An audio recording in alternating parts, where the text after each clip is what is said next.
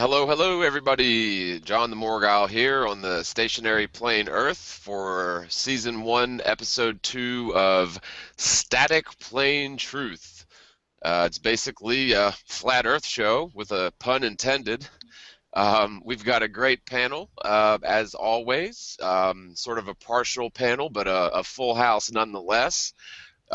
We've got event skeptic Fran Anderson, Brian the engineer, and Patricia Steer. So some of you guys may have heard of some of the guests, maybe not, but I guess I'll just go from left to right and start with event skeptic, since this is the first time you've been on this show. And if you could just, Ronnie, maybe tell us a little bit about yourself, tell us about your channel, what you've been looking into lately, and obviously we'll get into that whole freak sunrise at night thing as well, but tell us a little bit about you, man. Hey, man, thanks. Yeah, it's really nice to be live on your channel and your show. You're doing a great job. My channel is just about truth seeking, I guess. I might not always be right, but I put in everything that I have in my entire heart, and I appreciate. I see you and the panel members I see here as well do the same, and I'm just really happy to be here. Awesome, man. Awesome. Yeah, well, it's good to have you, and we've got lots and lots to talk about. So, Fran Anderson, how you been doing?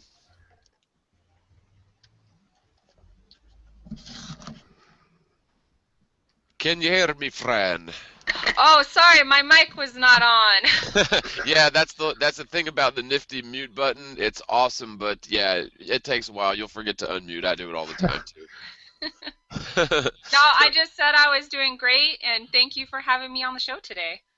Yeah, always, anytime. It's always a pleasure.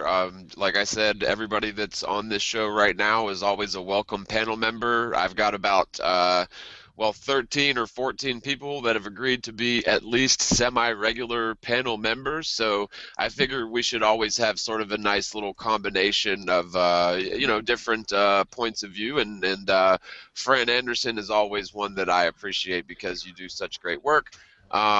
Moving right along to the right of Fran Anderson is Brian, the engineer. How you doing, Brian? Okay, how are you guys doing? Good. Very well. And I hate to refer to you by title, like I could refer to myself as John the... No, that is my last name. It was awkward in school, but, it made my vocational decision easy in high school. Extremely easy. Yeah. Well, it's sort of like the caste system. I knew a guy named Shoemaker, and all of his ancestors made shoes, believe it or not. No, I'm kidding. And going on to the right, we have the lovely and charming Patricia Steer, last but not least. Yes, and the last name Steer, of course, means I'm steering the flat Earth right off the cliff. Yeah, yeah. From what I've heard. So, sadly enough, my mother and father, when they got married, and that happened to be my last name, they didn't know. They didn't know, but now everyone knows. I tend to be an optimist, so I like to think that maybe you're steering the flat Earth away from the cliff. So there's always two ways to look at it. No, I'm not steering anything anywhere, but that last name, wow, I never really realized it could be used like that. So, oh well. Well, have fun with mine. Well, sometimes when I type your name, when I'm talking about you, always positive, like in a message or something, it comes out the morgue. It autocorrects to the morgue. Right. So. Yeah, I turn off autocorrect. What does the name the Morgal mean? I think many people don't know. I know I've asked you before. But, yeah, it's just really something stupid. I used to play a lot of online video games where you have to sort of have an original username or original avatar. And one of the first games that I sort of really got addicted to, well, it was really Team Fortress Classic, which was a mod of Counter-Strike. But during that phase of my gaming years, I was Stinkfinger McGillicuddy.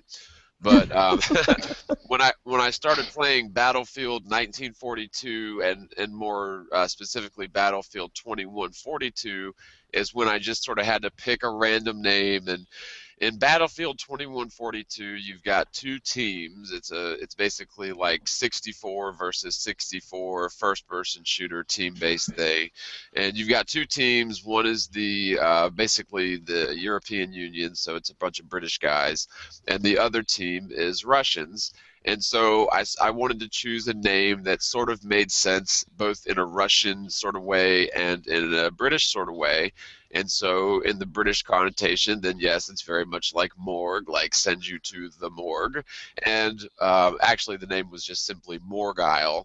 And that also just sort of sounded like a Russian name. You know, Morgile sounds very Russian. So it worked. And unfortunately, when I set up my YouTube channel, I tried to use just simply Morgile, but believe it or not, that was taken.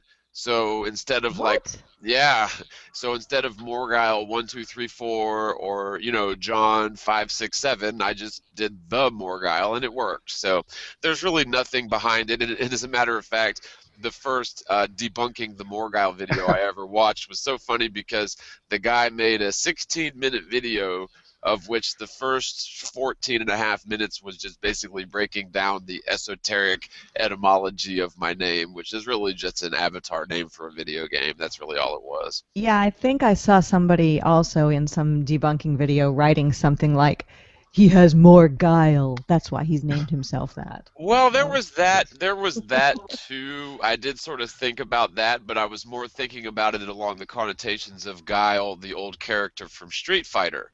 So there was also that connotation because I'm an old school gamer and I used to play Street Fighter. So there was a lot of things that went into it, but there was nothing esoteric about it. I could just as easily be Stinkfinger McGillicuddy.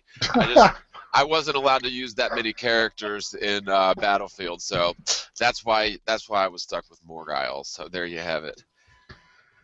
Excuse me. Well, from a game designer's standpoint, the Morgile is a lot more Well, pleasing on the ears anyway. No, wait, you mean from a game player or destroyer standpoint, you mean Morgile. There you go. Well, anybody that's played the Battlefield series will know that it's a highly addictive. It's sort of like a massively multiplayer, not role-playing game, but first-person shooter, team-based game.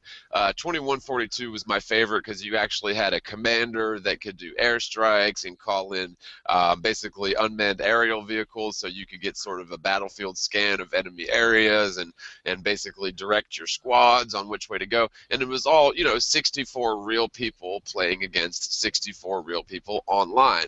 Now the whole reason this is better than any Xbox Live crap is because I think Xbox Live, the most you can ever get is either like 8-on-8 or 16-on-16 or something. So 64 on 64 on some of these really massive Battlefield 2142 maps were just ridiculous. It was my favorite game for probably 5 years. As a matter of fact, I don't know if they still post the leaderboards, but I was ranked number 3 in the world with the Pylum for the engineer kit. So just a little bragging rights there, number 3 in the world with the Pylum. So my favorite video game, and the only one I ever played to any great level, was the 1982 game Pole Position. Remember that one when the woman's voice would like be prepared to qualify, and then you drive this car and race it. That's as far as I went with video games. An 82 game. What about in an arcade? What about the Oregon Trail? Does anybody remember that from school? Oh yeah. I don't. I used to like that. I died of gonorrhea so many times. Or no, what was it? Syphilis or something. Yeah, syphilis. I died of syphilis so many times. It was the worst. How about does anybody remember the secret way to get infinite lives in Mario with the turtle shell and the staircase? I got that once. You got it once? Or how never about got it to happen again? there was Contra, you'd hit like up, left, down, down. No. It was up, down, left, right, BA, start. You got Wow. it. Now that's an old school gamer, and yes, I'm an old school gamer. Since, as a matter of fact, I don't know if I mentioned this before, but one of my very first memories is associated with the Christmas morning that we got the Nintendo Entertainment System, and the reason why was because my mom accidentally lit the curtains on fire, and so and it actually caught some of the wall on fire, so there was this very distinct sort of poignant burnt smell that Christmas morning, and we got, I think it was the Mario Brothers and the Legend of Zelda, which were just awesome games that you could play forever back in the 80s, and they never got old. But so anyway, anytime I smell that specific burnt smell, it literally brings back memories, and I figured it up. I think I was 2.5 years old that year. Yeah, I have memories from that age too. You know, John, now that I finally got you here live, I was wondering, you're quite intelligent. Have you ever been struck by lightning or electrocuted in any way? Yeah, actually I have. Serious question though. No, actually I have. When I was very young, I remember I was underneath like a coffee table, and I stuck a fork or something into the socket, or no, actually I was unplugging a lamp, just playing with it, and I sort of half unplugged it, and I touched both of the sockets. Now, and you got zapped. And I got zapped, and I got knocked out, and I didn't know where I was. But also, I've maybe told a couple of people this, but I've never mentioned this on air, I don't think. But I actually died when I was younger too. Wow. I was at my grandparents' house for the weekend, and I think it was the last day I was there, or we left that day because of what happened. But we were eating ice cream, and I was eating strawberry ice cream. It was Breyers, not Plug-in Breyers, but I remember it like it was yesterday. And there was a giant strawberry frozen into the ice cream, and so I think I laughed at something and inhaled this giant frozen strawberry, and I choked on it, and I didn't know what to do, and I was just freaking out, basically blacked out. And then the next thing I know, I wake up and there's like paramedics and stuff there. So I actually died for a couple of minutes, but luckily my grandfather was, he was an old military man, so he knew, CPR and all that good stuff. So he actually saved my life.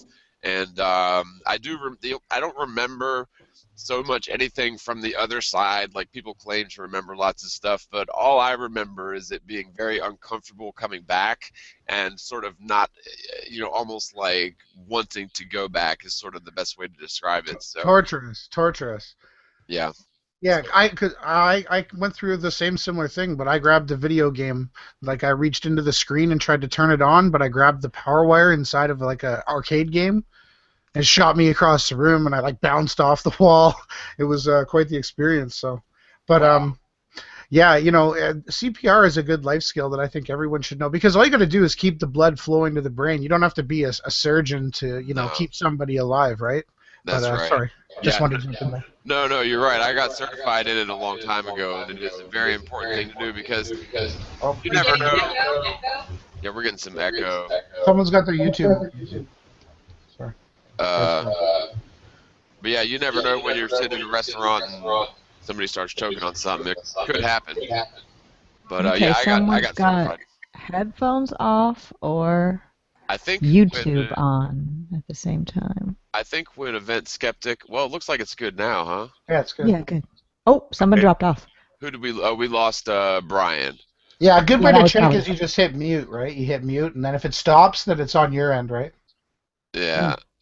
Yep. Okay, so we're good. But yeah, CPR is definitely something good. And by the way, CPR works on a flat Earth and a globe Earth, just so y'all know.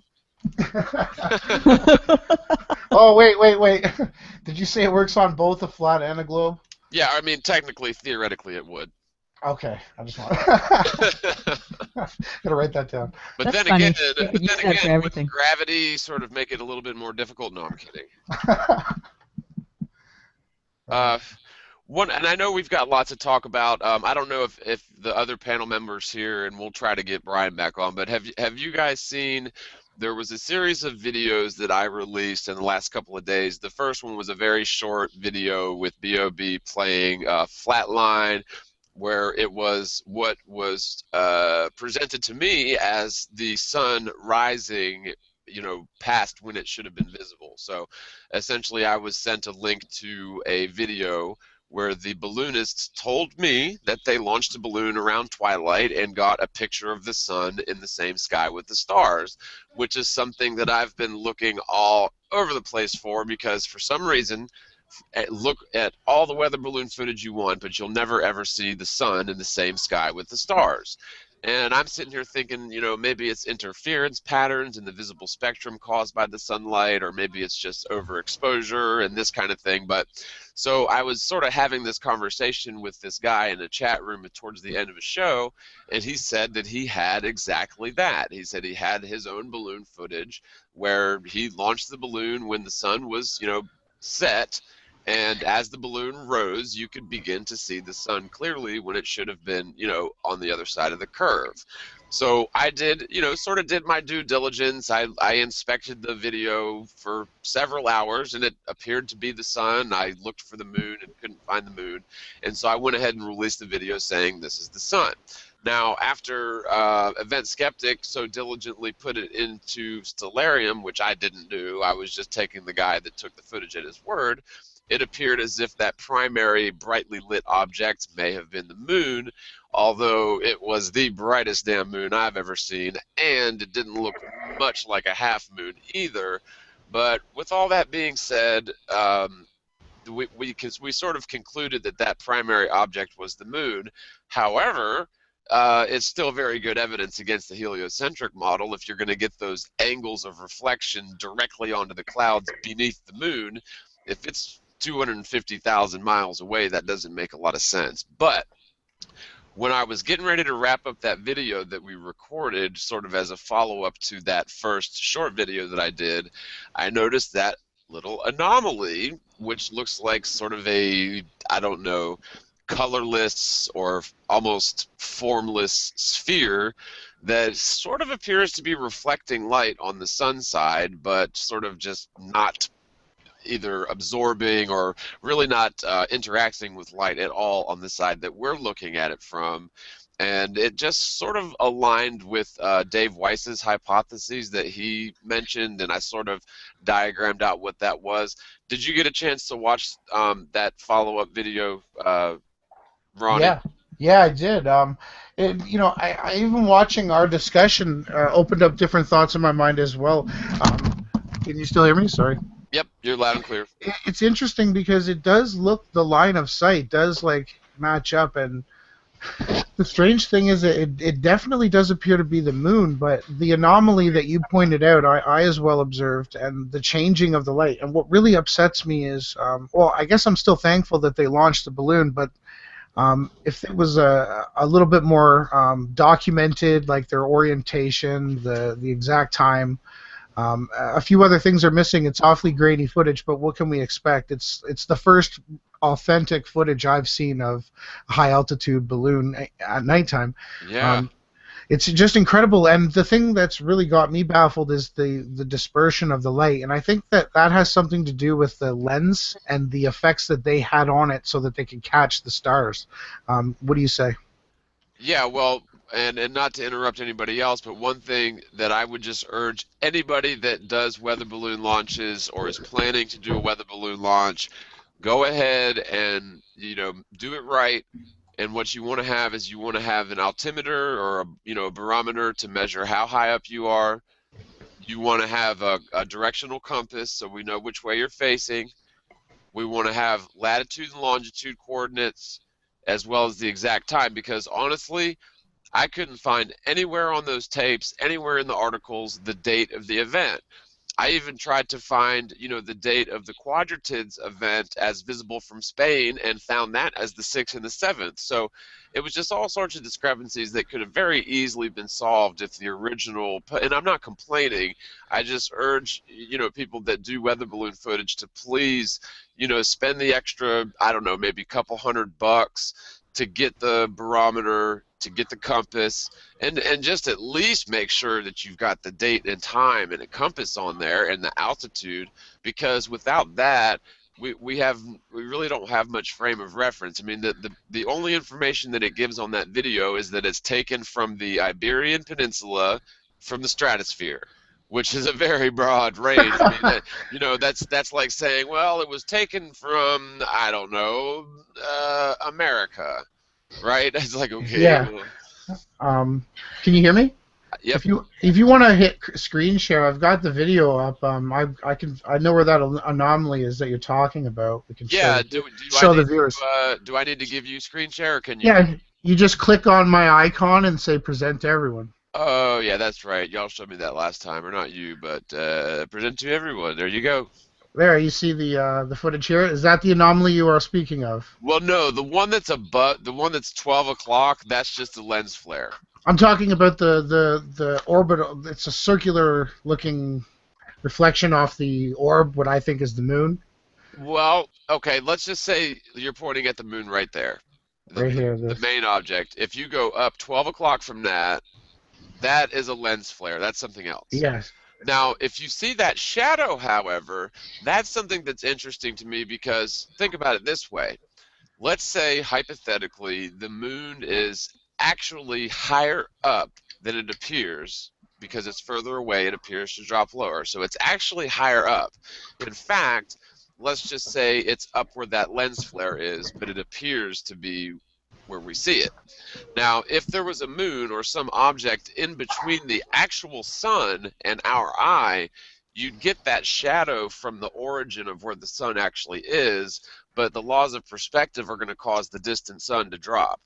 If I'm making any sense, I guess what I'm Yeah. saying No. is where you see that shadow, there could literally be a moon right there in that shadow. Now, I did play around with a few other frames surrounding that one anomaly, which really looked like an object, and it's not just one frame. There's a few frames surrounding it, and according to my theory, it makes a lot of sense that it would do that because it seems as if the moon reflects light on one side of it and sort of absorbs and does not reflect light on the other side of it.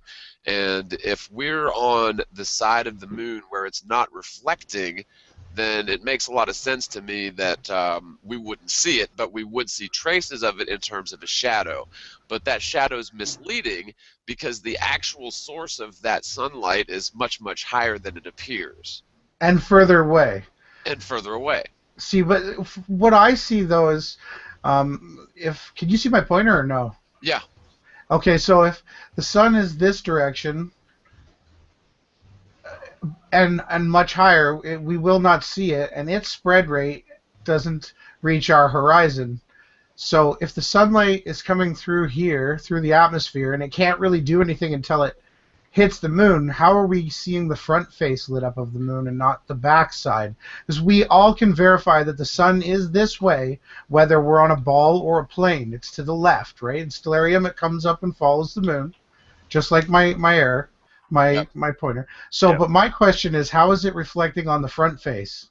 Even if Exactly. the moon, it's a ball.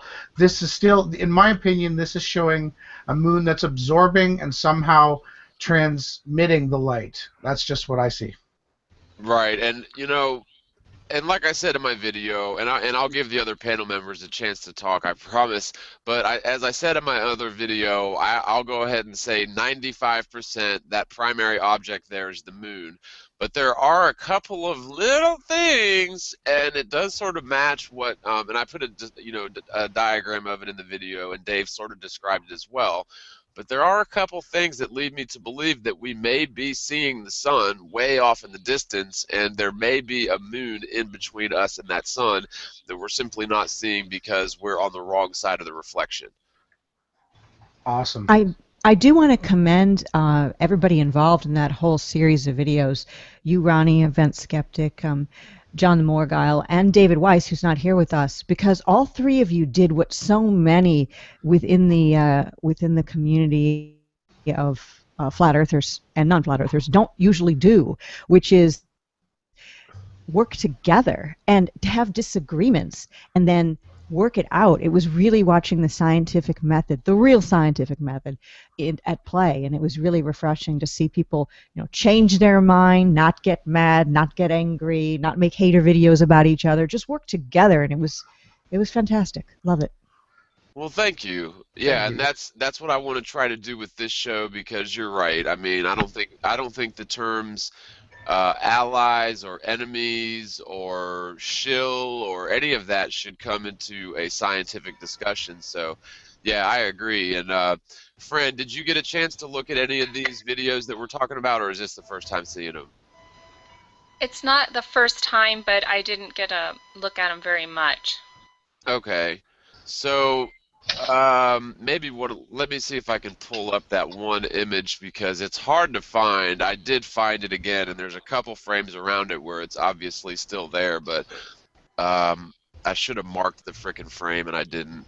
I'll do Somebody another. did somebody did a flat earthers are dumb video. I don't know what you want to call it, debunking video of you guys video coming up with your conclusion. I'm trying to Yeah, find out who did it, but we don't want to give them any PR. Not that nah, it's wrong for somebody to question, obviously, we're not in a cult or anything, but they pointed out things that were ridiculous. It wasn't a true debunking video. If it yeah, was, you that's guys would be like, "Oh, wow, thanks." yeah. You're right. I know because we'd be like, oh God, thank God I can go back to sleep on a globe. But yeah, all of the debunking videos that I've ever watched, and I've watched dozens and dozens and dozens of them, including Tiger Dan's, and they basically use non-arguments that it's like, have these people really even looked at this, or are they just like making things up, or are they just trying, or are they really just trying to steer people away from this movement? Um, Yeah. Well, this was a debunking video about specifically your "Is it the sun or is it the moon" video that you, Ronnie, and Dave did together. So it Yeah. was Well, debunking I that. guess the scientific method can be debunked. Yeah, really. I don't think that's possible, Morgan. Right. So, I'm biting my tongue over here. You guys keep talking about this like facts are an option. It drives me crazy that, that someone's going to reveal the big secret, and it's just absolutely ridiculous. And the more people personalize this and make it, we're waiting for one person to come out and validate the whole thing. And it just keeps getting more and more ridiculous. I just don't understand why it's still being an option of what the shape of the earth is. So anyway, everyone treats it like it's an option of what it is. And it's like we're waiting for someone to verify it or someone to, acknowledge what it is. And it's like treat it like a fact because the shape doesn't change. It is what it is. The fact that people have been misled is the story here, not who revealed it. Oh, God, I mean, no, it's just getting Yeah, that's personalized, absolutely and right. whoever says that it's flat, that person becomes a qualified expert in the flat Earth, and it's like you're not an expert just because I make a video of World War II doesn't make me an expert. It makes me someone who recognized what happened in World War II. But now we're waiting for everyone to be qualified and what's their background and are they credible and everything else, and it just absolutely drives you crazy. And Yeah, good points. I try and come out with this thing that's a one size fits all argument. It separate 1 degree of separation from having to use flat Earth in the sentence, and it's NASA uses a flat Earth model for all eclipse data. And by that alone indicates that NASA recognizes a flat Earth, that a globe absolutely cannot be used for the data, and those are the two pieces that concludes with a flat Earth. But everyone dances around, speculation and takes a little piece of the puzzle and runs with it, and I don't know. It's just Well, and another thing that I've seem to find as a pattern is that once somebody or once a group of people start to make some headway with flat Earth, what happens is you get this huge, monumentally, like just totally unfathomably large or hyperinflated group of people that are totally like chilling against it. But And they're attacking the person, not the right. topic, and that's Well, the whole thing that's is what I'm saying. If you look back at, like, say, Dr. Robotham, he wrote Zetetic, and I thought personally that he did an excellent job in terms of scientific documentation. Anybody that's actually read Zetetic from cover to cover will know that it was a very well done book, and there was a lot of observations in there that anybody can go repeat. So it's not like he's just pulling stuff out of thin air. Now, after he died, it comes out that he was buried with like Masonic regalia, and so since he was a Freemason, therefore he's an evil oligarch. But what a lot of people don't understand is that even in modern terms, not all Freemasons are these evil oligarchs. In fact, the majority of Freemasons are in what's called the Blue Lodge, which is the first 3 degrees, the third of which is called a Master Mason. Now, most Masons actually think that's as far as you get. They think you're a Master Mason and that's it. What they don't realize is that the ones that are clever enough or crafty enough or possibly psychotic enough to connect certain dots or connect certain esoteric dots are able to achieve ranks beyond the 3rd degrees, and it ultimately gets to the point to where they reveal that they're worshiping Lucifer. But that's a topic for another discussion. The point is that most modern Freemasons are just innocent, regular people trying to run a bricklaying business. Now, if you go back to the 1860s when Robotham was around, if you were, and I'm not trying to be racist, but if you were a white guy that went to a decent college, you were basically going to become a Freemason if you wanted to make something of yourself.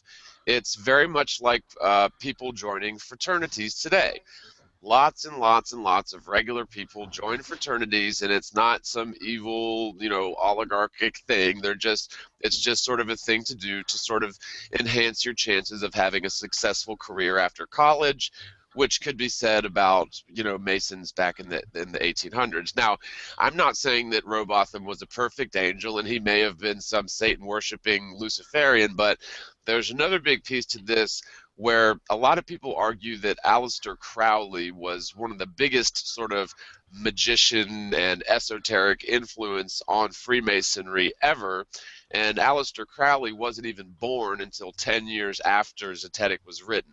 So I guess what I'm saying is there's a chance that Freemasonry may not have been 100% innocent prior to Crowley, but after Crowley is when it got very, very evil. And that's, there's a lot of good evidence to support that. So I guess at the end of the day, like you said, Brian, we should be looking at the research and the numbers and trying to repeat the experiments rather than, like I read this article that's just basically calling Robotham all these awful things, but never ever debunking any of the points in the book. It's all just slander. It's all just ad hominem attacks, and that's what they do. They basically ostracize people who disagree with the conventional model. They try ridicule. They try, feeble attempts to debunk the proofs, and then when that doesn't work, that's when they sort of bring in phase 2 and they use agent provocateurs.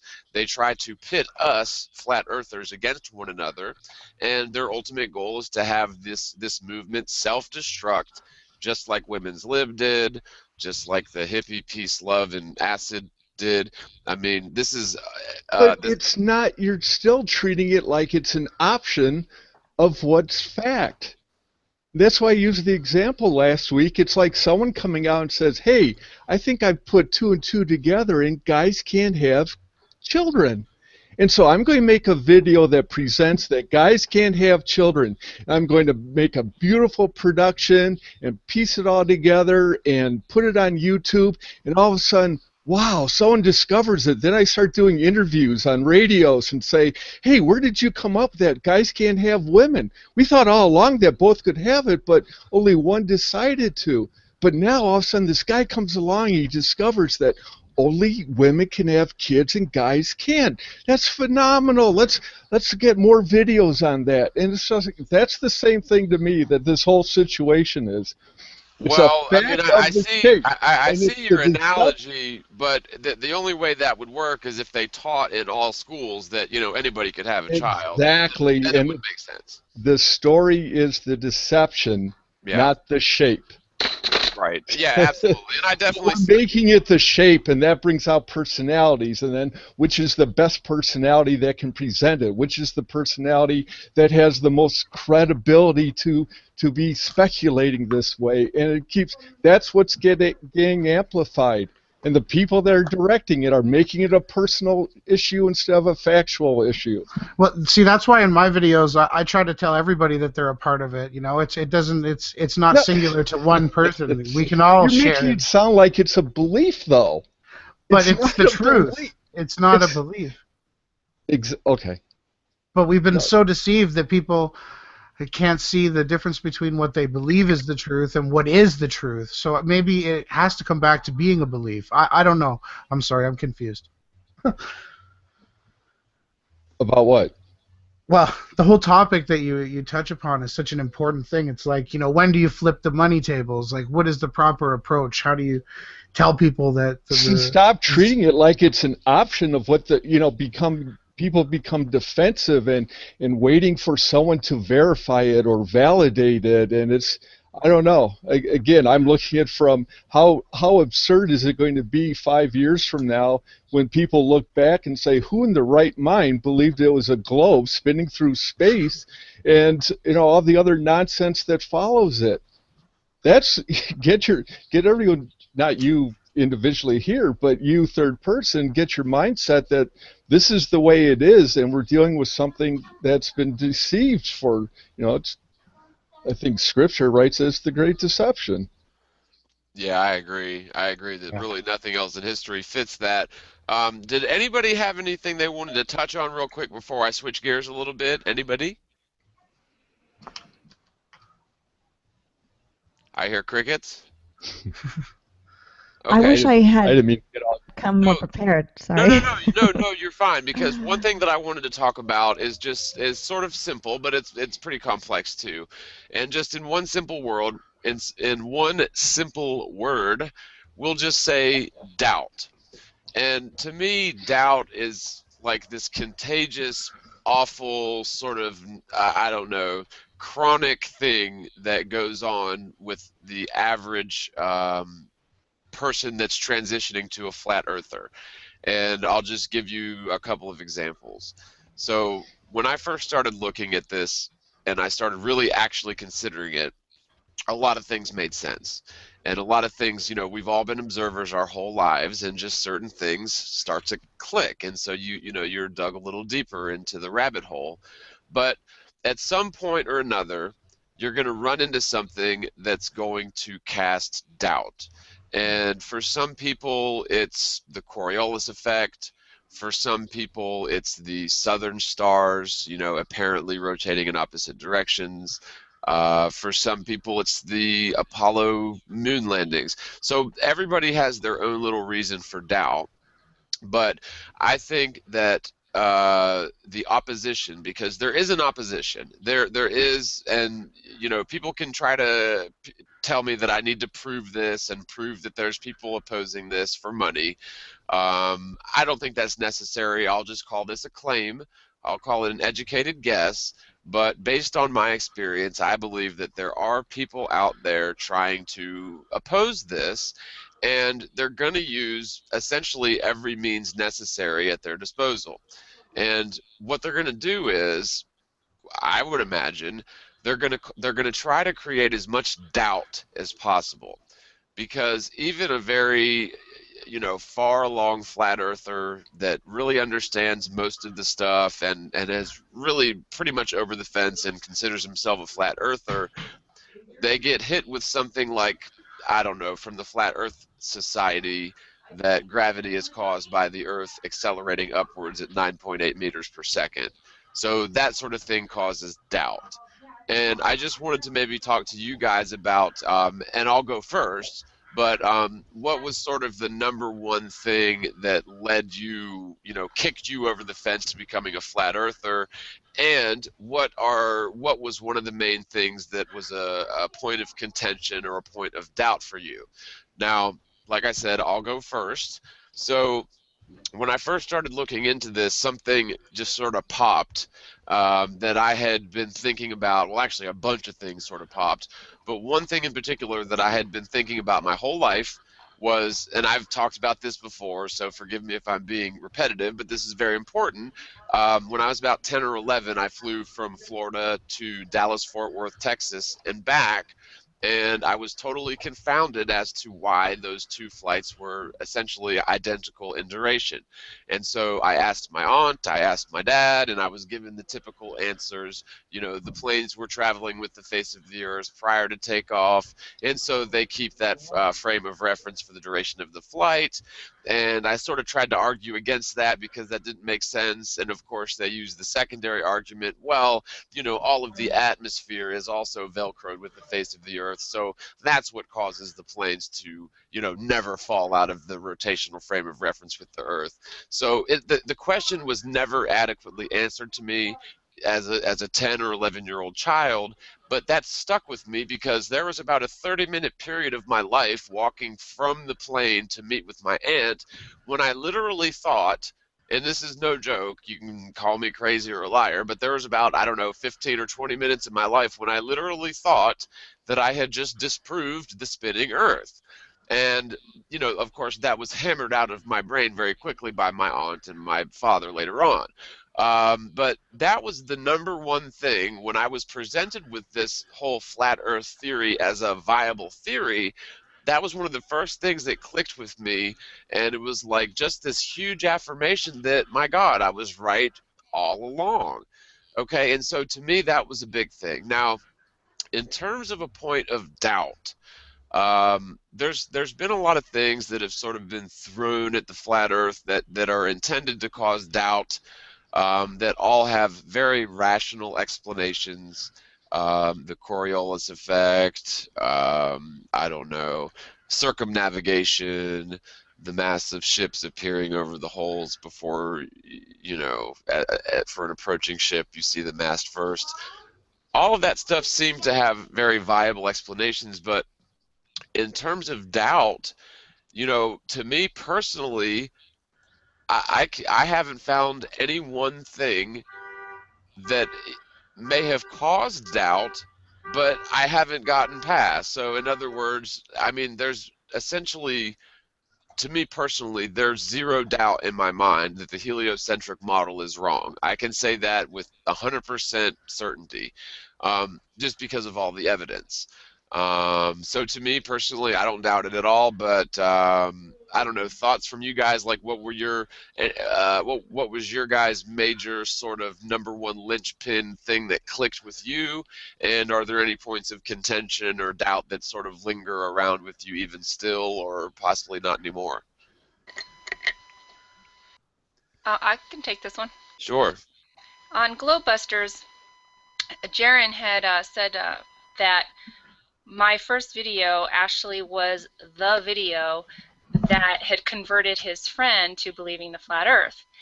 And I told Jaron during that episode that I think that that's exactly the case, is that exactly what you're saying, John. There's always that one thing that just is the camel's, that just breaks the back, that just is like, okay, now the doubt is gone. Because there's lots of things that build up. Can you guys hear me okay? Yeah. Yeah, you're loud and clear. It's just so quiet. Okay. So a lot of things, they build up, and then there's that one thing that is the point, the turning point, the real true turning point. And that's why I keep making videos, and I keep looking into this, and I keep sharing as much as I possibly can, even if I don't have all the answers. That's the thing. If I raise the questions and then someone else has the answer in their mind, that might be the one thing that finally like clicks for somebody. And so that's what I try to do, is I try to, you know, give people food for thought, give them something to mull over. And I don't always have all the answers, and I just, you know, keep trying to say that, you know, I don't have all the answers, but I definitely have a lot of questions. And the one thing I think that got it for me was the perspective thing. As an artist, I just cannot get over, and I reiterated in my videos, I just can't get over the horizon thing for me as far as coming to eye level. The horizon not dropping to me is just impossible with their current model. So that's kind of for me. But I still look at a million other things, And I'm hoping that by posing some questions and providing some answers, you know, but mostly I'm toss around these ideas, and I try to look at things that other people haven't even considered yet. And I'm hoping that it just triggers other people, because the more people that come together like us and brainstorm and think together, will more likely to come up with answers to these questions. Because I'm not an expert on a lot of things, and but that's not how humanity works. Humans, we do a little bit better working as a team. And so I'm hoping that, you know, some of these questions and ideas that I bring up that I don't have the answers for, but I think are interesting, and there's something to it. Hey, there's something to this, that somebody else will go, oh, you know what? I know about that, But and run with it. what kind of expert are you waiting for? Do you think can answer the questions you have? Well, for example, I'm not a geologist, but I do bring up geology a lot in my videos because I really do love geology, and I do love rock collecting and so forth. And for me, geology is more of like a hobby. So it's not my career field. It's never been my career field.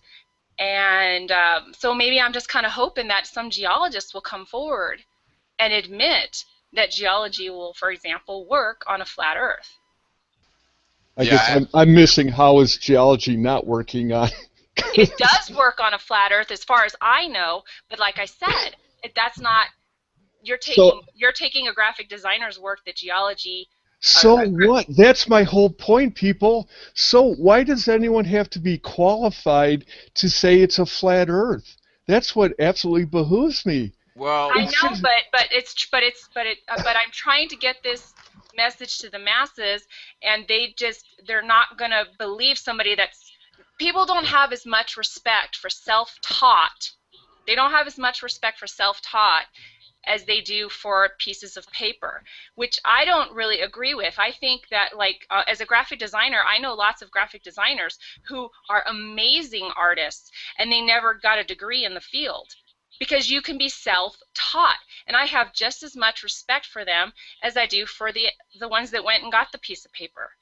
yeah, And yeah. you know, I I don't did. think our society has as much respect for self-taught, you know, areas. But Yeah, the points, I did 2D design for a print shop for many years, and I never took a course in it. I just did on-the-job training. I actually started out in sales and wound up doing graphic design for several years. But going back to the point you made originally, Fran, you know, and I think it's a good point to admit is that we don't have all the answers, and by the way, neither does NASA. But No. the difference between us and NASA is if NASA doesn't know something, they'll go and ask 10 scientists what they think, and they'll basically take the average of what these scientists think or the consensus, and they'll say, okay, well, these guys, this is what these guys think, so here's the truth, and this is what it is. So instead of doing that, what we'll say as honest researchers and as honest flat earthers and as honest scientists, we'll say, that's a good question. We need further inquiry. I mean, that's the correct answer as opposed to polling 10 scientists and asking them what they think. We should be doing experiments and looking at data as opposed to, you know, how wild is a theoretical physicist's imagination. I mean, that is the total opposite of science. Not to interrupt you, Brian, but just wanted to get that in there before I forgot. I got my rant pants on, so sorry. I'll take them off. Yeah, I'll take them off. I'm sorry. Take it easy, man. Take it easy. No, you're Well, good. I understand both of the arguments. I get people all the time saying, well, how do you know that? What's your degree in? And that sort of thing. The average person, and we all were the average person at one point. We're still the average person, but you know, before we learned about flat Earth, they won't believe just some, you know, person on YouTube making videos. They want, you know, documentation, like Fran was saying, paper, you know, what degree do you have? What university did you study at? Peer-reviewed studies, what were you involved with? And Patricia, I know we don't need that. I know we don't need that. I'm not saying that we need that. But you're the one that's selling it. You're No, selling I'm a not person's selling it at all. credibility. Yes, you are. You How am I guys sell this selling as a that? personal story. Brian, hey, that hey, we need scientists. I mean, Brian, Brian. having Okay. scientists on our Here's side is a plus, but we don't need them. But it sure would help the non-believers who will never touch this subject unless they see that documented lab coat proof. It's an extra, it's a bonus. So yeah, when we can get it, it's fantastic. It's great. We don't need it, but it's a nice plus. No, and I I agree. totally agree, and it's not something that I agree with philosophically, like ideally, but I agree that in the social cultural situation that we have, if a person that doesn't have, some sort of PhD or alphabet behind their name in a specific field, just simply isn't going to be taken seriously. And this is sort of a catch-22 situation because a person that makes it to the level of, say, just as a random example, Dr. Josh Grinley, who was a Harvard astrophysicist, worked in conjunction with NASA. Somebody like him has all the degrees in the world, and he studies binary clusters theoretically. For someone like him to come out and say the Earth is flat and it's a geostationary universe, a geocentric universe, um, then that's going to have a lot more that one person doing that, and I'm not saying he did, but I'm just saying that one person doing that would have more impact, I believe, than 500 flat earthers putting out a video. Now, I'm a flat earther putting out videos, so I'm not dogging flat earthers putting out videos, but what I'm saying is the sad truth is, whether you like it or not, or whether Patricia likes it or not, the fact is we live in a society where people trust that piece of paper more than they trust their own brain, which is a big problem, but I think that's probably one of the biggest problems we have is the average person basically handing over their decision-making process to strangers that they've never heard of because they supposedly have all this secret knowledge that can only be bestowed upon people who spend $500,000 at a college education, right? So, but that's what we're stuck with, and it's unfortunate, but it is very true. So, Yeah. Well, I seem to think the whole peered review thing is a complete setup to control the information and knowledge. Hmm. The truth is, we need to be talking about the electrical properties of our Earth, and I half agree with Brian's points, and my other half is, I'm just trying to get my message across as broad and I don't know what the word is, like we've had enough war, in my opinion. So I'm not out here trying to attack anybody. I'm just out here trying to state what I believe is the truth. And I'm saying believe because at the end of the day, if particles are non-local, like science seems to say, then everything is just popping in and out of existence anyways. So I'm going to choose the more peaceful path. And for me, people that are putting in the time, like Patricia and the Morgile and Fran and you as well, Brian, need to just enjoy it more. And I see a lot of people getting so frustrated and anger. It's like we've already been through enough of that, in my opinion. I think now it's like we should just have a look at what we all observe. And I don't believe you need a PhD in anything because I happen to be a person who believes in the underdog, and I believe this electrical, if you want to call them God or universe or Earth or whatever, it really favors people that try. And I don't think you need any numbers beside your name. I don't even think you need a name. I don't even think the English language is even capable of trying to explain the electrical and the vibe that we all have that we should be in tune with. I'll just stop ranting there. no, and I totally agree with what you're saying, and no, I completely agree. I don't think that the title behind your name is relevant, but unfortunately, we live in a society where people do think that is relevant. And I mean, it does go to show that somebody is dedicated, and they'll go through so many years of schooling to learn how to do it. But at the end of the day, I don't know if you guys know this, but when you go see a doctor, he'll check you out, he'll get your symptoms, and then what he does is he goes in the back room and looks in a book and he writes down all your different combinations of symptoms, and he probably puts in a computer these days, and he comes back with a computer printout and says, this is what you take. So doctors are essentially just very sort of low level machine operators anymore, in a sense that they do not stray beyond the standard protocols. Now, of course, you have holistic medicine and that sort of thing. But yeah, I mean, that's just sort of the world that we live in. Scientists are scientists, and regular people are laymen.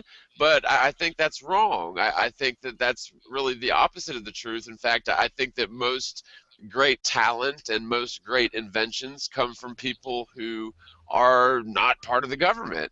I think that people who are attracted to be, to be part of the government are people who are not inventive, not creative, and instead crave power over others, and that's why they're in Yeah. government.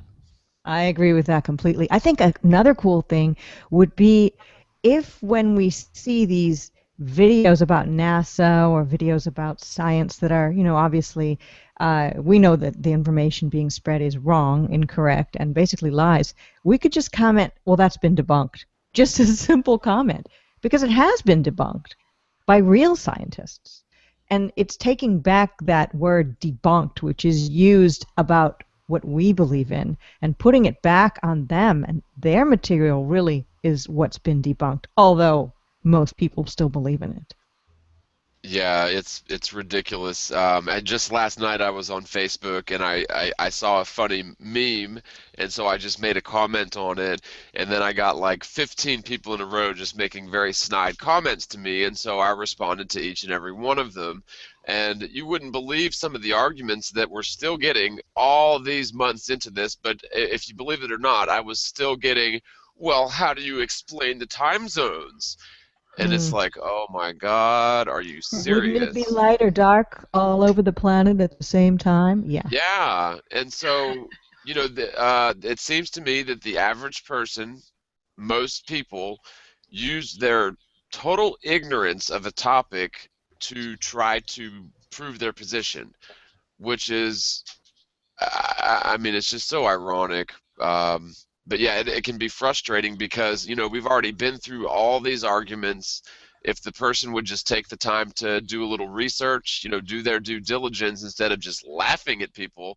By the way, after my comment, I got like a dozen memes in a row with just different people saying, ha ha ha ha, ha ha ha ha. And that's the extent of their argument, is laughing at me because I'm basically telling them, challenging them to prove curvature or axial rotation. And their proof is, ha ha ha, you're a dummy. And Um, that's their can, proof. can I jump in here for a sec? Sure. Can you see my screen? I can make it so if it's not already so. Hold on. I've been screen sharing a bunch of Is it like, the AE sort of map? kind of, yeah. It's actually the me and Matrix Decode stumbled upon this. Well, we've been trying to rack our brains around how the time zones work. This is the timeanddate.com map by CIA.gov or whatever it is. And I just threw it into a Cartesian pole style effect, and this is what it came out to. So I wanted to ask you, Morgal, or John, what I'm seeming to think is the spread rate or the path of the light is, because I don't understand how these time zones aren't, as you would say, a NASA video would show the Terminator being a straight line across the screen. But these are all broken up, and I'd just like to someone to explain to me why I'm seeing these like, how is this an hour ahead or an hour behind? Like, it's Well, and my best guess would be is that all maps are flawed. And the primary reason that all maps are flawed is because they take into account fundamental matrix involving latitude and longitude lines. mhm. Now, we all know, I mean, everybody knows what latitude and longitude lines are, but do we really know what latitude and longitude lines are? Now, obviously, the equator is the path of the sun in the middle of the year. So it's either in the middle of spring or in the middle of autumn. That's where the equator is. And of course, the Tropic of Cancer is when it's in the northern area, and the Tropic of Capricorn is when it's in the southern area. And so the equator and the tropics are merely imaginary lines that are dictated or even defined by the path of the sun. So they're just merely imaginary lines. Now, the longitude lines, radiating out from the center of the flat Earth map or going down from the North Pole down to the South Pole on the globe, those longitude lines, those are getting more and more skewed as you get to the edges. So, in other words, at the very center of that map, it's fairly well correct. Yeah. But Well, as you get more distant from the center, the relative distances are skewed because, again, they're taking into the assumptions the latitude and longitude lines. so okay, well, I'd like to just point out a few of my discrepancies with this. Uh, Um, my first one is I can't believe there's no bridge built here at the Bering Straits. It's just incredible to me that you could literally, whether this was a ball or a flat Earth, drive um, pretty much the four land masses completely. One, two, three, four. I'm referring to, excluding Australia, because I don't think there's any bridges or roads um, to there. But my question is, I've heard it proposed that we might live in a Pac-Man style Earth that's being thrown around. I know this is a crazy topic, but they're stating that, well, they're not. I'm just saying I've heard that this time and date line is the actual spot where you morph, because these are people that are saying that it might not be a round projection that we might be living in. But in my opinion, instead of it being a portal, it just makes sense on this map for the sun to do what it's doing and for what we observe as it goes around our view. And then the other problem is this time and date doesn't have an Antarctica section. So what? The time zones don't matter in the Antarctic? Can you explain that to me, John? well, from what I understand, AE maps are not so much designed for navigation as they are designed to track weather patterns. And the reason being is, and you can see like the southern tip of South America all the way around to Australia. In reality, that's 8,000 miles. And so that's what I mean by when you get further away from the center, the relative distances and sizes of all those land masses are going to be skewed. And it's really difficult to figure out which way to go with them because we honestly don't know whether those, especially in the southern hemisphere, we don't know whether those longitude lines have actually been measured or if they've just been calculated or extrapolated. And I believe that they've been extrapolated. I believe there's good evidence to suggest that the southern hemisphere is much, much larger than the northern hemisphere. Now, a pretty close friend of mine, Kristen, has actually been digging very deep into they really don't like it when you call it the Pac-Man style map, but I guess you could call it a linear map where if you could pull up a picture of the Mercator projection since you're already sharing. 1 second. So you want the Mercator? Sure. Okay, 1 sec. Or the Peters would work. Just any sort of cylindrical conformal map. Okay, 1 sec. Well, the Mercator is what, because I actually recently tried to purchase the most accurate map that I could buy in my home city, and apparently he told me that the Mercator projection was the actual map. Well, yeah, but I don't know. That's a stretch because, again, the Mercator projection is a cylindrical conformal map, so by definition it has to be totally flawed the further away you get from the equator. By definition. Yes, because it's skewed to infinity, right? Well, yeah, the single point at the poles, which is the 90-degree north and 90-degree south latitudes, are stretched across the top and bottom of the map to infinity. And it's a gradient of that stretch to infinity down to mostly correct at the equator. And so everything in between is a gradient slide from the equator, which is mostly correct, to totally the frickin' infinite opposite of correct at the top.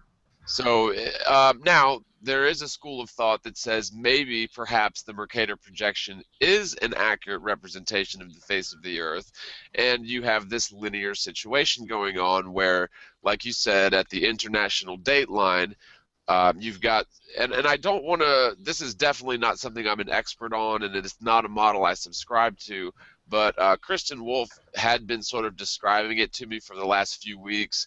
And one thing that I'll point out is that I don't know if you guys ever watched the other show that I used to do on Sundays, This Week in Flat Earth, but Lawrence Wright and Lori Ferrari basically, from what I gather, this is sort of third-hand knowledge, so I'm not going to swear to this, but Kristen told me that they basically took her research that she had been doing into this whole linear sort of flat Earth Mercator model, and essentially milked her for all the information they could about it, and then kicked her off the show.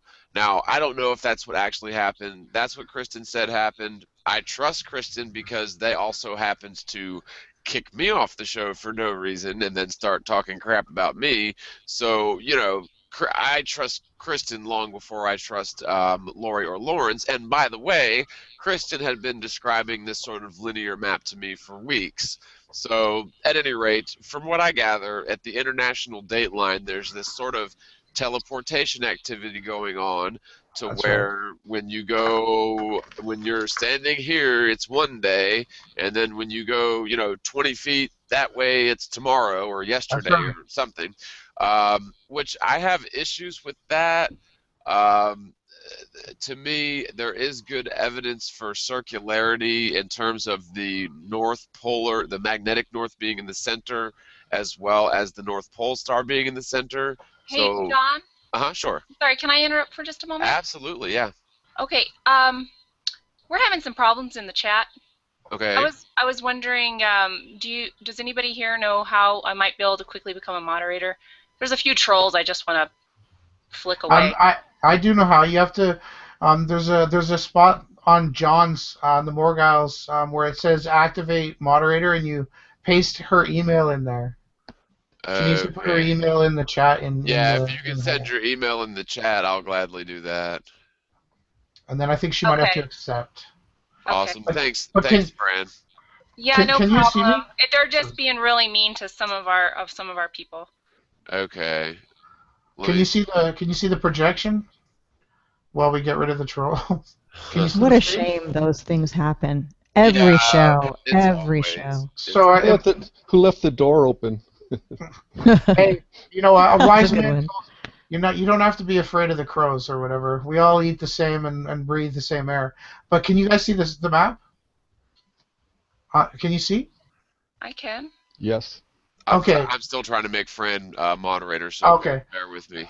No problem. Because if everybody just looks as we bear through this, if you can see my pointer, it's basically where Russia is. This is the spot where the anomalies are happening. It's interesting because it kind of has something to do with maybe my memories of the Bermuda Triangle. Um, Mhm.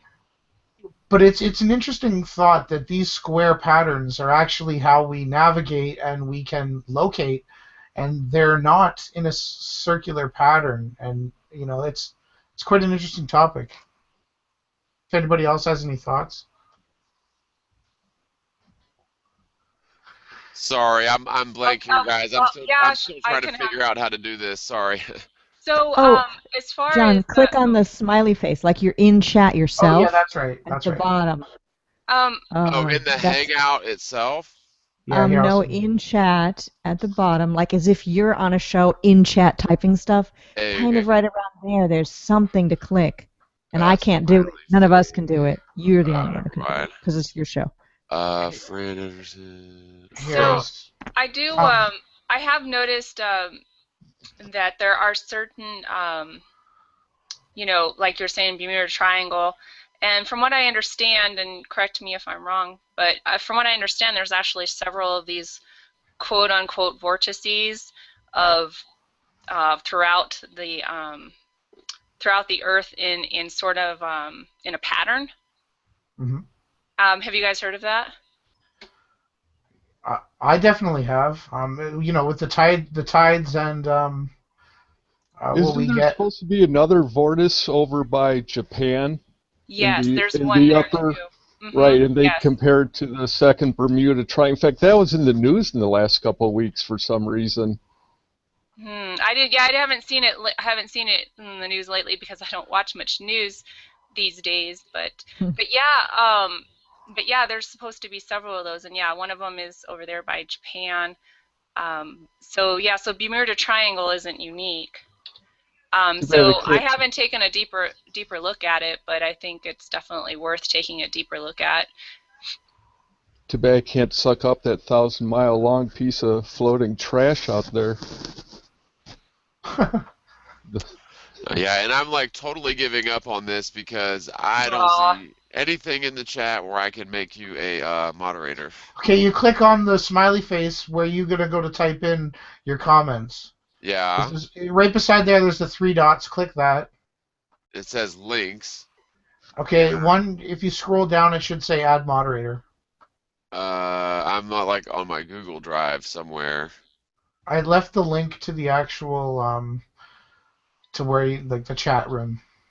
Okay, let me try doing that then. I suck at this, Once guys, by the way. once you add a moderator, that moderator will stay that moderator forever. Oh, So so you are talking about the chat room on the YouTube channel then. That's correct. Right. yes. Okay, okay, So okay. you could add a few people that you know and trust and have them be moderators, and then at their leisure they can go in there and do their thing, or not if they're not around that day. Sweet. Well, I You will don't have make. to add it every time, is what I'm trying to say, I think. Okay, well, I will make Fran one. Does anybody else want to volunteer? I'll volunteer. Okay, Uh, could you send me over? Well, I've got your email address, I think, so I'll just send it. Troll slavers. I know we had briefly talked about this before, John, and I'm sorry. I didn't realize it was going to be such a problem. What? I didn't realize the trolls would be hitting so hard. Oh yeah, no, it's my channel, of course. It's all. I can show you guys maybe the picture I was trying to explain with the vortices, or vortexes.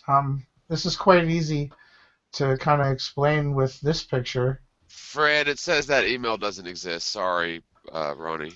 No problem. All right, I'll send you a fresh one. All right. Can everybody see? Let me make sure I'm on somewhere else here. Looks like I've got 88-808-0888 at the top. I'll try again. One sec. Let me just make you. Oh no, it says you're presenting. Yeah. Where is it? This one. Can you see now?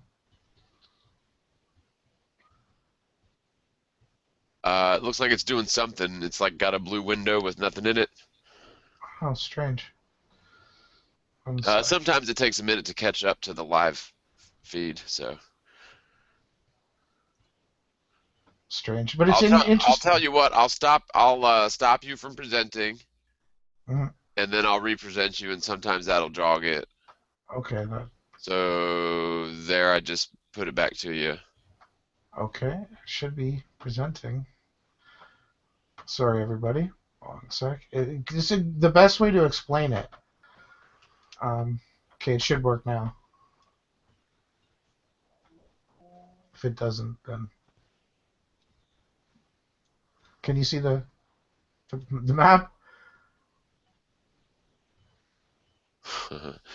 Of course, that email says the specified user does not exist. Sorry, no, I don't see the map. I just see your logo, by the way. Okay, one sec. Let's see here. Good thing this isn't live and you can edit it out.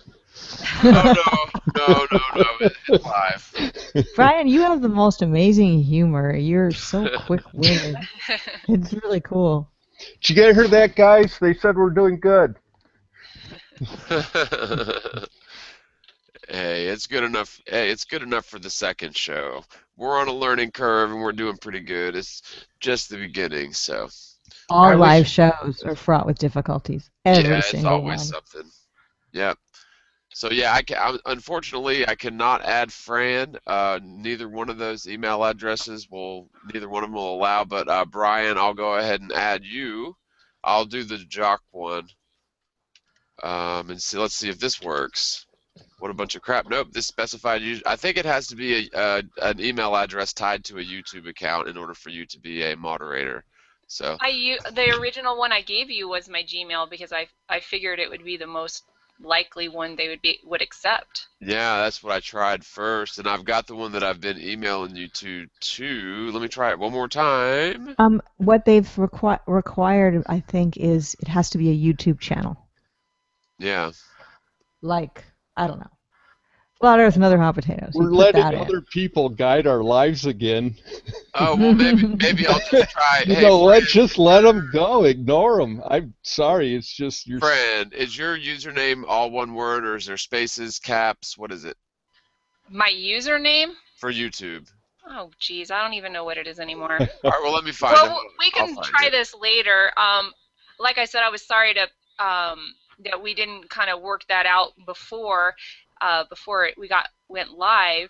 And I know what you're saying about not letting them dictate, but I got to tell you that the people on there are appreciative. Yeah, We're Yeah. getting a lot of TYs and so forth. Just okay. put Fran Anderson in. I think that should pull up her YouTube channel. Yeah, that's what I'm trying now. That is what I'm trying. What's TY? Thank you. Oh, Oh, thank you. Yeah. me not speaky languagey. Okay, let's try this.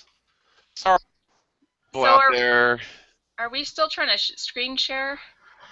Yeah, it's still a black screen.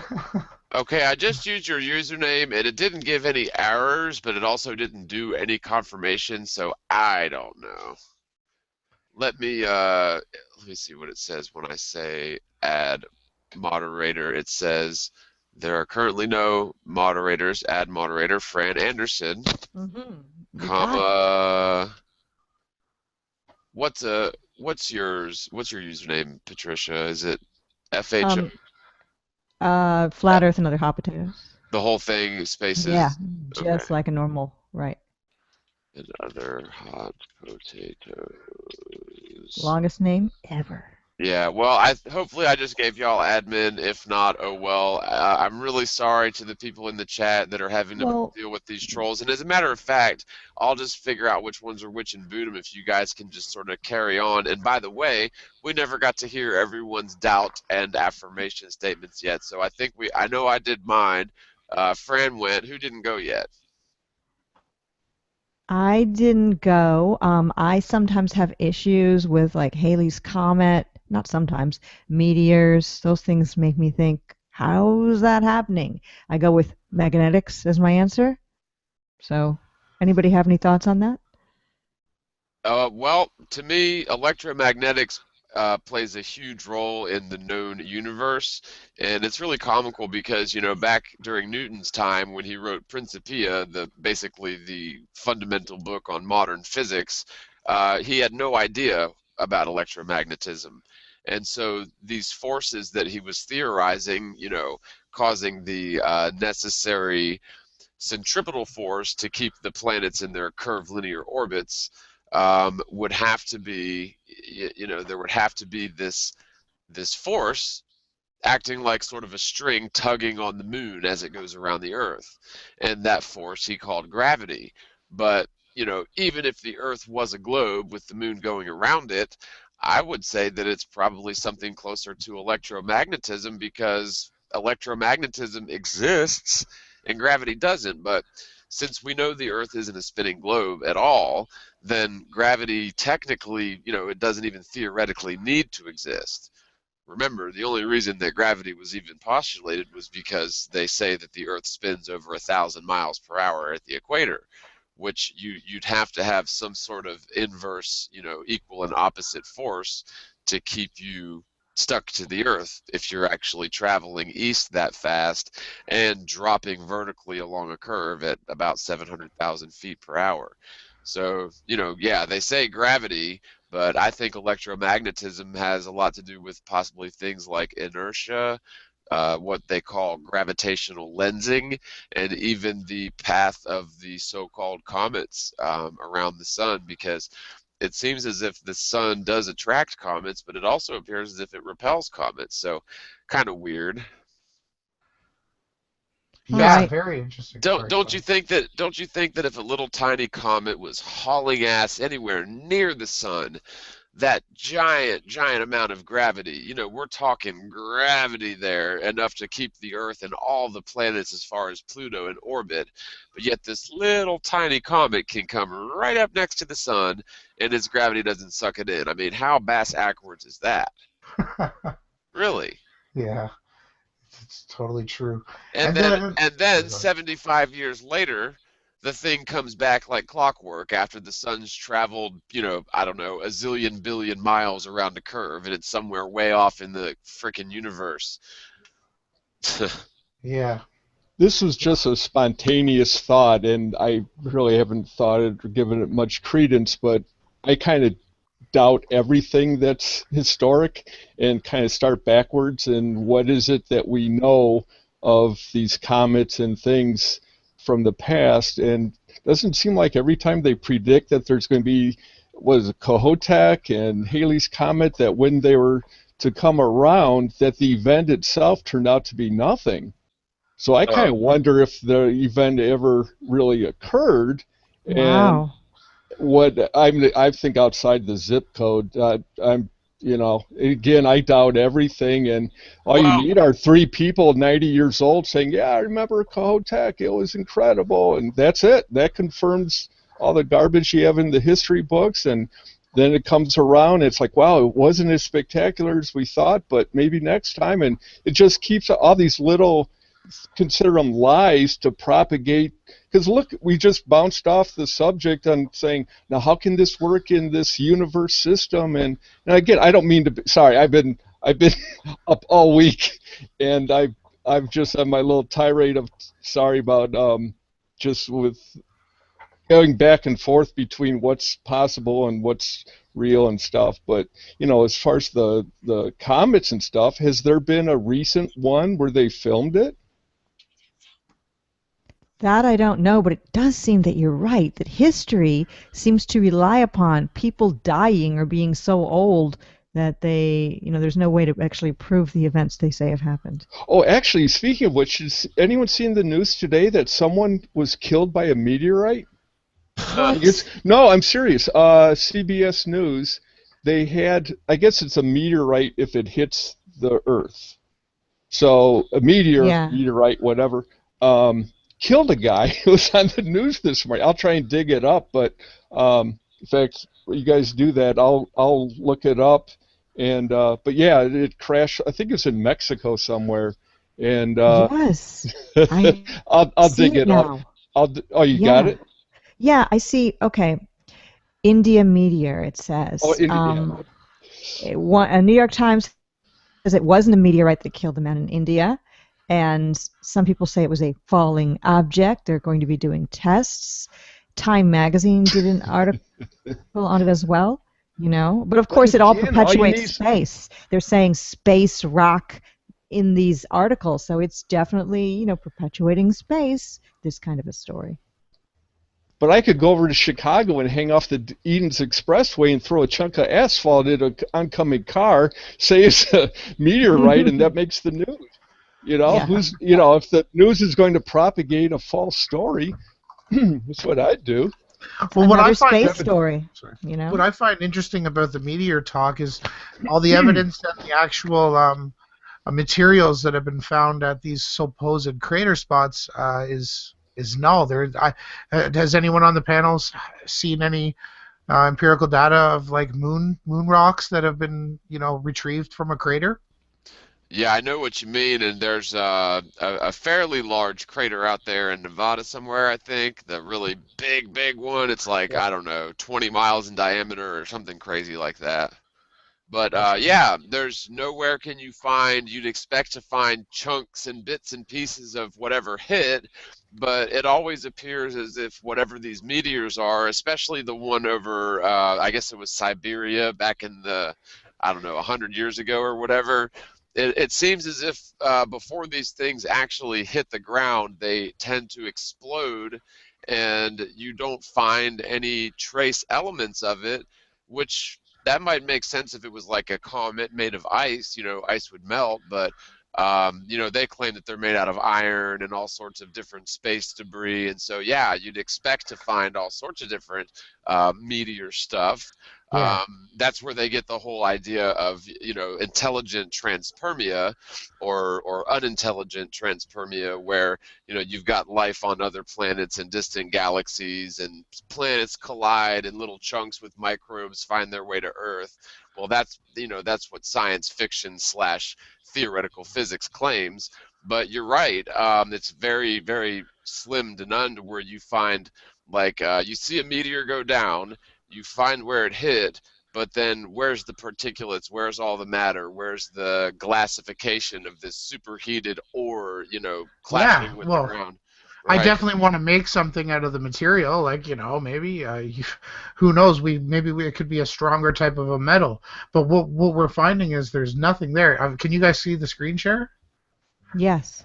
Okay, so what I'm thinking is, like the pockmarks or the man on the moon, I have to side with the electrical universe. It does look like electrical bursts. I've never seen a meteor fly down from the sky and explode and create one of these holes. Has anyone else? No. No, that's the whole point, is that an impact in a geological strata like that, the impact is not what you see. To me, that's a volcano. That's just an old volcano. A And you're volcano. yeah, That That's makes interesting, sense huh? too. That makes Wow. sense. that's just a volcano, and someone's selling it as a crater hit. That's what they did in the Yucatan in the Gulf of Mexico, and they're calling it, oh, that was the extinction event that wiped out 65 million years ago. They So didn't so make so you anything up. so you're proposing that the strata has built up to match the height of what would be the peak of what was left of the volcano? There's two Earths that I look at, and one's pre-flood and post-flood, and something like this, I don't know where it is, but the crater hits that I kind of looked at were more around volcanic areas, and like there's one out in Arizona. I think that's this one. Is that It's, one? it, Yeah, they are. it, They do seem similar to like sort of calderas, and I'm wondering if you were to get down there with some deep, like sonar devices, if you could find those. You know how they create sort of like lava tubes flowing up through the. I don't think there's any evidence of that. I'm Yeah. pretty sure the strata that's been left beneath it is natural. That's why I said when I did a little research into it, I couldn't find any results from because they did do the light spectrum or the infrared. What is it called? Where they bounce the signals. Right. They still couldn't find anything. So it's just what the science is saying is that it's the pressure from an explosion. But in my Maybe it's like opinion, wouldn't it? Go ahead. no, maybe it's like Flight 93 where it just evaporated. Yeah. I think it's lightning or energy being transferred to and from the plane of Earth and whatever. I can't tell you what, but to me that's it. And I'm pretty sure the electrical universe has demonstrated making these exact shapes by electrifying dirt. I'm pretty sure. I Oh, don't know I if got you. anyone. So you're saying that that's a lightning strike? Yeah, here I'll stop I screen like sharing. I'll that. try and find a reference to that. I like that. Yeah, and while you're looking for that, one thing I'll mention is, they say that the moon is just pockmarked with crater on top of crater on top of crater, which is sort of counterintuitive. One, because that side of the moon is always facing towards us. So wouldn't the meteors sort of have to be coming from the Earth in order to hit that side of the moon? But that's one thing. Yeah, Um, that's well. but that's one thing. But then again, you've got the Earth, which would be sort of a much bigger meteor magnet than the moon. And even if the moon was acting like a meteor magnet, then wouldn't the meteors be hitting the other side of the moon, not our side of the moon? And furthermore, if the moon is so pockmarked and it's, a lot smaller and 1/6 the gravity, then why aren't we pockmarked with crater on top of crater on top of crater on top of crater? So to Yeah. me, there's this huge divide in between, obviously the world that we live in, the heavenly bodies, and that's just one example. I mean, to me anyway. What about that meteor in Russia that supposedly hit back in 2013? I don't know how to say the place, but Chelyabinsk. They said it was a super bolide. It was caused by a near-Earth asteroid. Okay, it's an asteroid, not a meteor. But anyway, Yeah. crater for that guy? I don't see a No, there crater. wasn't, and actually, that needs some further research because I actually watched a couple of videos recently that were sort of questioning whether that was actually real footage or if it Yep. was just CGI. Yeah, I mean, buildings supposedly got destroyed, and there was all sorts of, like in a cafe, a lot of noise. But we've seen that with the false flag / hoax events, Right. where things can be made to be one way. It could have also just been some kind of an explosive device shot through the air. Maybe some testing that went wrong, or they did it on purpose, or who knows. Well, yeah, I mean, let's just say for just hypothetically, for argument's sake, let's say it's a flat Earth and there is no space, and they know that we're on to them. What's a great way for them to reinforce space to people who hadn't caught on to this yet, but to start flinging things apparently from outer space onto our heads, right? I Well, mean, look at that's this. Look at the way the events have escalated Mm. exponentially in the last Yeah. 5 years. I mean, now yeah. there are thousands of events. 10 years ago, there may be hundreds or less than 100. Yeah, even the one you brought up, Brian, with the India meteor hitting a guy or maybe not hitting a guy. It's just more space programming, making people think, not us, but making people go, ooh, that came from space. Oh, Space okay, there's space. asphalt. Yeah, we live on a ball. It's just all, very subtle, but they've Well, got you're that going stuff coming daily. you're going to keep. That's what I'm saying. Because now the other side's going to start feeling resistance, and you're going to see an escalation in side stories to propagate the universe system. And each one, as these things come out, really need to be quashed right away on saying how that's impossible, or what at least present an ulterior situation to remove that from any further consideration. And yeah, like you're saying with the one in Russia, is to me that was a faked event, and either throw in sound effects and some CGI, but no one's to say that that happened like it did. Looks, it's a great sound bite and sell it for a couple years, but you know. Also, fear, putting fear in people's Oh, hearts. This can happen to you. And every couple months, even at Christmas, they had the little scare of, well, we just picked up a new meteor that's going to do a flyby. We don't think it's going to be a problem, but one of these days it is going to happen. Just you wait. Yeah. When we really need to, because our backs are up against the wall. So, Yeah, Yep. exactly. And then they just put a bomb somewhere eventually, some kind of psyop thing. I mean, or it's sound possible. effects, like the Yeah. or the bomb in France that was Yes. aired over. Wasn't that pretty well debunked that they just set off the audio in the speakers in the stadium? Oh, Somebody's at the Oh, oh. door. Hello, hello. hello. It's the CIA. Yeah, that's right. Watch whose screen goes blank. Ryan. Is Ryan. Yeah, is everybody okay? Are you okay, Ronnie? keep counting off.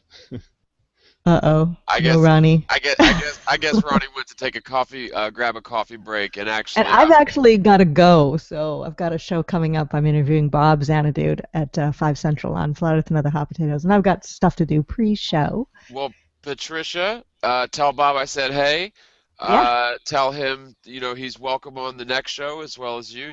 There's always a spot for you guys. I can have up to 10, and so far we've never reached more than 5. But one day we may have to be fighting, and maybe we could just sort of draw straws, and like maybe we could have Fran Anderson mud wrestle with Patricia Steer over Yeah. the scene. No, I'm God. kidding. I'm kidding. That was terribly sexist. I'm sorry. At least It was, but funny. Funny nonetheless. But no, it's good having you, Patricia. Is there anything that you want to tell anybody what you're doing and what you got going on before you Like I go? said, Xanadu, Bob is on in a little while here on Flat Earth and Other Hot Potatoes. Got a bunch of other cool guests coming, and I have a special program. I'm not going to say what it is yet, but a special program coming Wednesday, so look for an exciting promo to be put together on YouTube pretty soon, maybe today or tomorrow, for that special Wednesday program. Oh, That's it. and by the way, thank you so much for the flatty. I've got it put up on my mantelpiece. Awesome. I don't actually have a mantelpiece, but that's okay. And you don't actually have a flatty, so it And all I works don't out in actually the end. have a flatty. Oh, and by the way, If you want it. I gave my flatty to Lawrence Wright, and I gave my flatty to Lori Ferrari as Oh, a I'm sure they're being gesture. burned as we speak.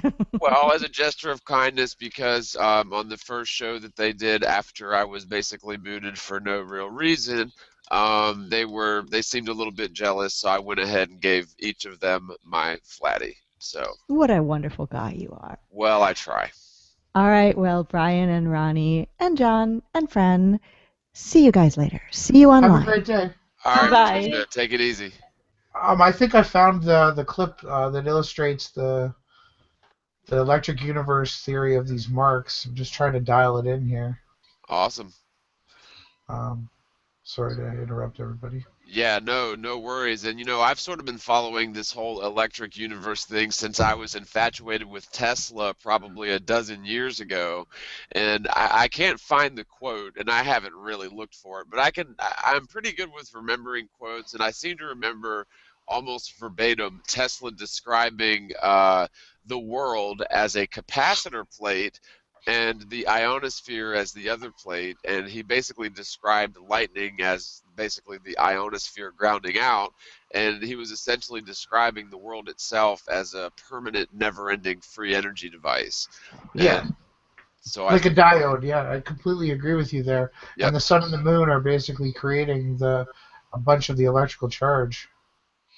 either that or they may be a symptom of or a like an overload of that electrical charge. Well, that gets back to the pyramids of Giza being a big battery cell and a power source and and basically a amplifier too. Yeah, has any of the panel looked much into the Giza power plants? I have definitely. Isn't that a fact? Now that the water in the underground chambers were creating the electrical outburst, and they were using it to channel for healing. Isn't that not a fact now? It Well, I to think me, there's pretty good evidence that yeah, they were using the natural ebb and flow of the Nile River, during its seasonal ebb and flow, and what that causes is underneath the limestone, underneath the pyramids, is it actually causes sort of a static electric charge, which is called a piezoelectric effect. If I'm saying that right, it's sort of like piezoelectric effect. And believe it or not, that limestone, and there were specific sorts of stones that they used in specific areas that were very high in metallic objects that would be used as sort of a massive conductor. And they sort of used natural forces to generate some form of essentially perpetual motion energy. Yeah, that's right. Sorry. Yeah, It was they put the down movement of the water in the chamber created the static that was charging two other chambers that had chemical in them, and they were yeah. both acting with the outer shell of granite. Right? It was conducting and sending out the vibes, or what it would have been energy. Right? Yeah, and the thing is the very capstones, were solid gold. Okay, they're gone now, right? Which is Right, not those no have been surprise. gone, but I think that is a key piece. And if you look at the thing as a whole, and if you look at the three pyramids in terms of relative size, you can imagine if all three of those things were going full blast, they were essentially giant harmonic resonance energy chambers. It'd probably, I would imagine, like, not to be sick or anything, or like sound perverted or anything, but I could imagine getting close enough to Egypt and then just basically having a freaking orgasm just from being 10 miles away from that sort of energy field. Now, maybe that's an over exaggeration, but there's only certain ways you can describe things like that. And if you've ever been to like an orchestra or like I don't know, a play or someplace with a really like a symphony orchestra, Sure. when certain tones are hit, it like literally hits you on an emotional level. And I really believe that those pyramids were not only a power, sort of a never-ending power supply, but also essentially a harmonic resonance device of sorts. that's where the Just king. Go you ahead. see. Sorry, Brian. Do you see the screen? Yeah. There's basically the demonstration of what the electric universe says that these craters are, and in my opinion, it's almost debunkable, but it's pretty interesting. You see how it's forming, right? The mound. So what is that? Very slow time, or what are we looking at? And I don't think I have the time, the speed changed, I but mean, is that like a soldering iron, or are we looking at like a instant zap of a? Like Yeah, it's being electrocuted with a shock, and there's a plate with some substance on it. I don't want to say what if it's wrong. I'm pretty sure it might just be like regular dirt and steel, but what it's doing is it's see right there. It's creating what we see on the moon basically, and what we see in these craters. That's what I see. That's why I wanted to show all the skeptics and whoever like maybe doesn't know this stuff, but it's pretty interesting how it just forms right into what we see on these other bodies, or the moon, I guess, and Earth. Other than that, I don't really believe any of the footage I've seen is verifiable. yeah, Even that's very this might be Mars here, so I'm gonna get out of uh, the. that's very interesting because, Brian mentioned pre-flood and post-flood. You can say pre-diluvian or antediluvian. I'm probably saying that wrong, but it means before the Great Flood and after the Great Flood. And when people hear this, they're like, "Oh God, we're talking about the Bible." But there are actually No. secular, mainstream geologists and scientists that agree there was probably essentially a global flood and a deep freeze of the world at some point in the past. And in fact, basically all ancient cultures speak of a tale very much like the tale of, Noah's Ark, where there was a global, for lack of a better Yeah. word, flood. And, one funny thing is somebody argued with me, well, if it was a flat Earth and it flooded, then, I'm sorry, if it was a flat Earth, if it was infinite, then it couldn't flood. And I said, well, on the other hand, if it was a globe or an enclosed system, then if it flooded, it could never recede. Yes. So to me, that's pretty good evidence Well, that balance is going to be found in nature. And we, go I ahead. keep you got me all excited because basically, if anyone I know, not everybody tells 100% the truth, but Trey Smith has done an excellent video on, I believe it's called Noah. You can catch him on YouTube, Trey Smith. Basically, the strata and the way that, like, if you climb Mount Everest, you'll be able to find seashells and clams and other sea creatures fossilized. And the only way that this is possible is if the entire surface of the Earth was covered with water. And continuing forward with other proofs, we have vitrified trees that are vitrified in the strata, the layers of Earth that's built up on top of each other, which, mind you, is also comprised of 99% of seashells and clams, Basically, the entire face of the Earth is littered with seashells and clams. And it's like, people don't understand that there was a great flood. They definitely haven't done any research. And one other thing just on that is some of the mammoths were found actually frozen. So when the water was bursting from below and above, because people don't realize the water's above and below, and the way that it was flooding in, it was freezing in our upper atmosphere. And as it was coming down, it was freezing these animals. There's animals that are vitrified in fossil that were frozen, still eating and feeding their baby animals. And it's a really great topic if anyone's ever interested.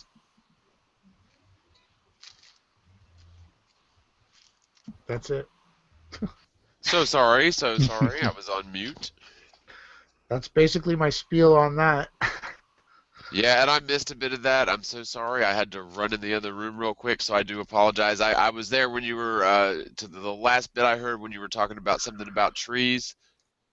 Well, yeah, they're vitrified to rock. They're turned to rock, standing up. Like the ground didn't thicken with the tree growing.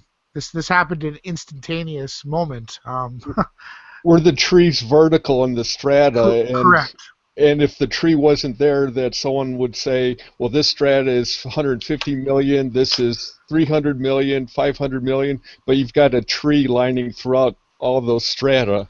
Yeah, it kind of debunks everything right there, and it's like, wow, that's an old tree, man. Yeah. It's a 250 million year old tree. That's really big. And speaking of trees, the oldest tree that we have so-called dated is called Methuselah, which is really interesting because that's Enoch. Enoch's father or grandfather. I'm sorry, I don't want to be incorrect here, but the tree Methuselah, you can actually date back to the supposed calendar date of the Great Flood. So the first tree might be that we have left is Methuselah, and that's also, you can research this as well. Really interesting topic as well. That is See, really interesting. if they Well, cut it down, they can count the rings. oh Lord. Well, one Bad. Okay, I'm joking. Bad. Good grief. one thing I that I got the think is little light that says when I'm joking. one thing that I think is really interesting is that there's secular, standard, conventional, modern scientific data that suggests that a long, long time ago here on Earth, they say it's billions of years with a plus or minus of 500 million, so that they really don't know when. But there was a period in time when the Earth was much more rich in oxygen in terms of the atmosphere. Mhm. The electromagnetic fields were probably stronger, and you had a higher barometric pressure. And there's certain ways that they can dig through, permafrost and dig down in deep rocks and stuff. And there's ways they claim they can figure this sort of thing out. Well, it's in the amber that they have air pockets, and they've tested the air pressure and the oxygen content of the air bubbles in amber. There you go. It was higher, and the other proof of what you guys are discussing is the fossils of the smaller types of flies, like let's say a firefly, or a dragonfly. You know, the size of a dragonfly has like a 1-inch spread path or spread rate of its wings. Right. So the fossils that they're dating back before the flood were like a foot.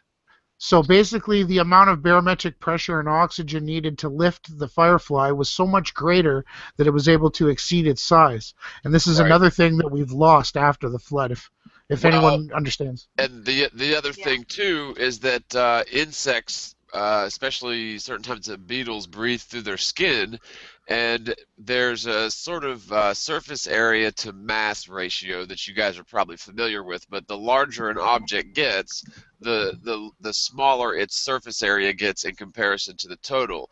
And so there's sort of a max tipping point for insect size here on Earth with our current barometric conditions, to where insects can only get so large or their skin's not enough to breathe.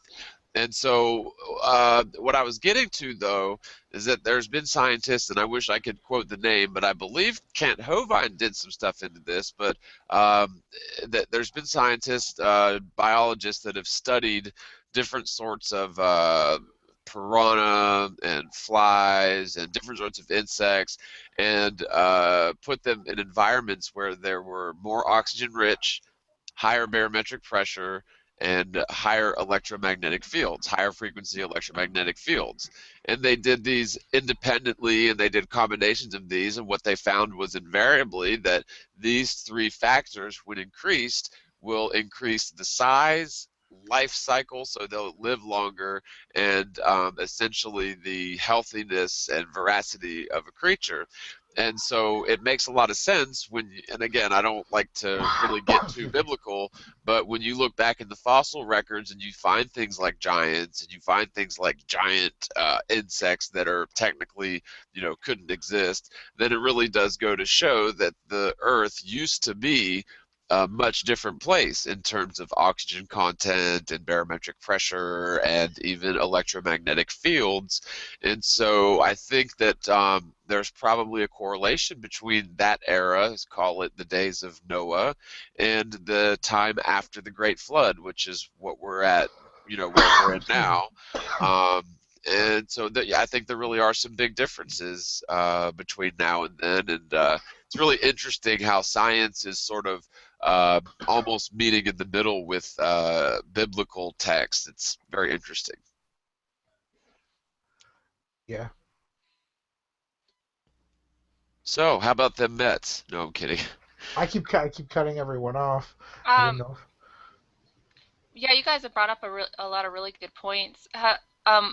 Getting back to the craters just for a moment, I hesitated because I didn't want to sound like I was plugging my own stuff or anything. But in my latest video, I do talk about that. Has anybody seen it? No, go My- ahead. my- Go my ahead and take- plug whatever, dude. I just didn't know if anybody had seen my take on moon craters, because I talk about it in my video. Let me. This might be here. Let me do a screen share. Just here, just a moment. So, I agree with lightning strikes, and let me see if I can get this screen share going here. Excuse me. First, I gotta get this going. Come on now. I know it can be frustrating, but you got it. Yeah, it takes a minute to catch up to, so we're good to go. All right, yeah, no, that's my fault. Hold on. Okay, now put this into slideshow. Current slide. You. I'm sorry, guys. I should have been ready. So, but I guess I could talk. I guess I could talk verbally. So basically, I was talking. I talk about a lot of the stuff that you guys just talked about, and I don't know if I missed it because I was kind of like looking at the chat and doing some work on my new video, and maybe I missed it. But did you guys talk about that the Arizona crater, for example, might be man-made? It may be hoaxed. I believe that came up once. Okay. Or hoax or misrepresented. I definitely think it's misrepresented in some way. Let's see if this is going to annoy me that I can't get it. All right, let's see. Screen share. I'm going to send you some good juju. Thanks.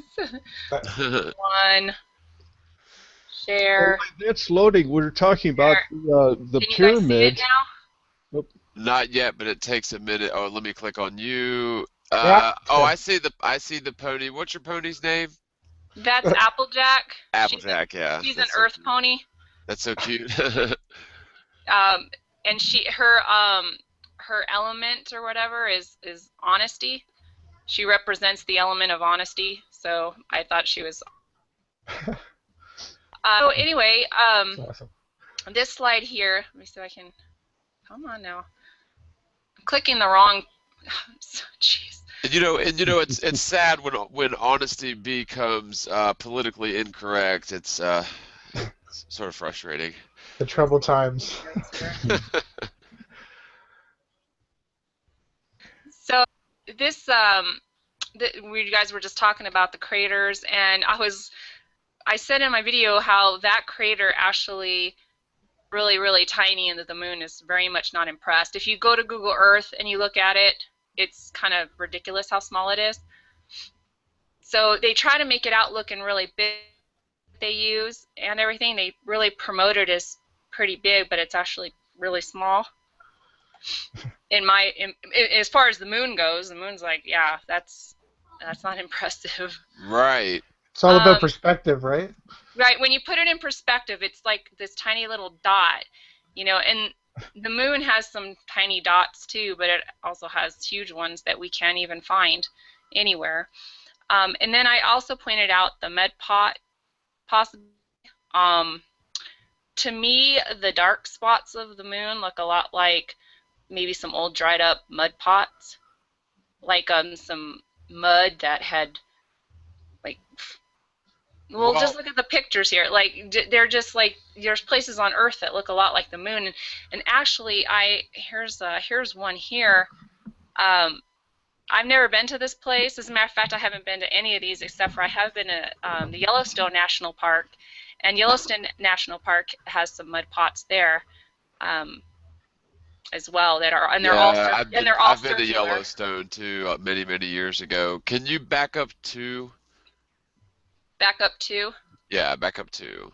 Okay, so one thing, because I did see that video, and I thought that it was a really important point that you made, that big ginormous crater on Earth, the one that's sort of center screen to the left of the moon, that big, huge crater, when you get up, I forget how high up did you say you went, like 50 miles or 400 miles or something? Yeah, I didn't say how many miles. I just said that I still didn't even go up that far because all you can see is a couple of states and a little bit of Mexico. Certainly nowhere near 250,000 miles. And I think, now correct me if I got your point wrong, but we can visibly see a crater that's allegedly about that size on the moon.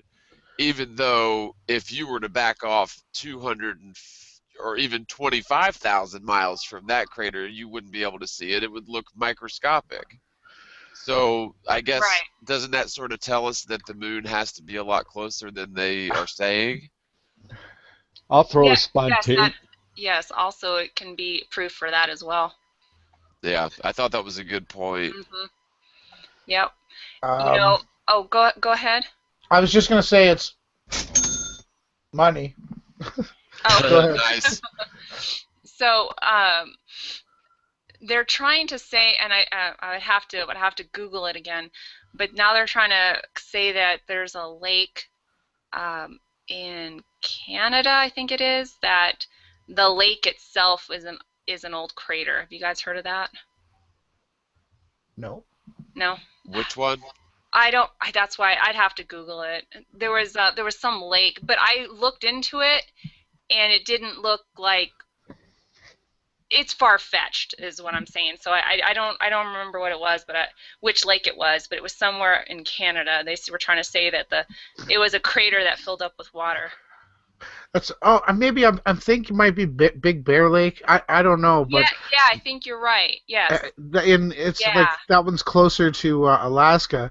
But what's interesting is the Great Lakes. Not to go off topic, but they're created by valleys from Appalachians and mountains. So basically, the lakes are all forming in the low spots on the flat Earth, in my opinion. But go back to what we were discussing. Sorry.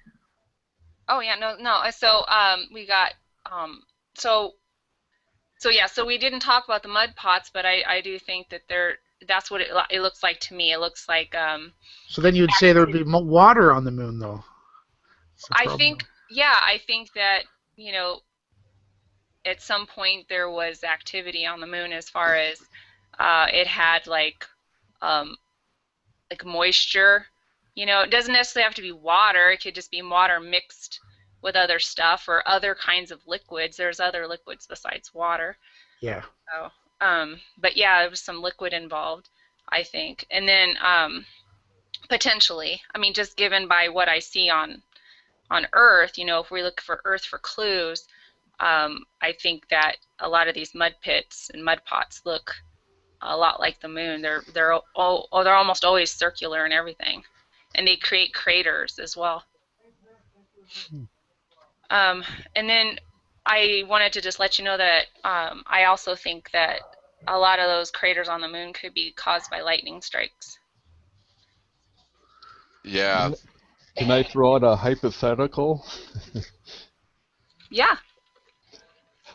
Trying to play this a little bit coy. I have a friend who thinks if the moon's treated as a light source and that there's a lens cap around it, then one could speculate that the darker spots are the outer casing that might be falling off, and that's the underneath, and like that white, it looks like the navel of an orange.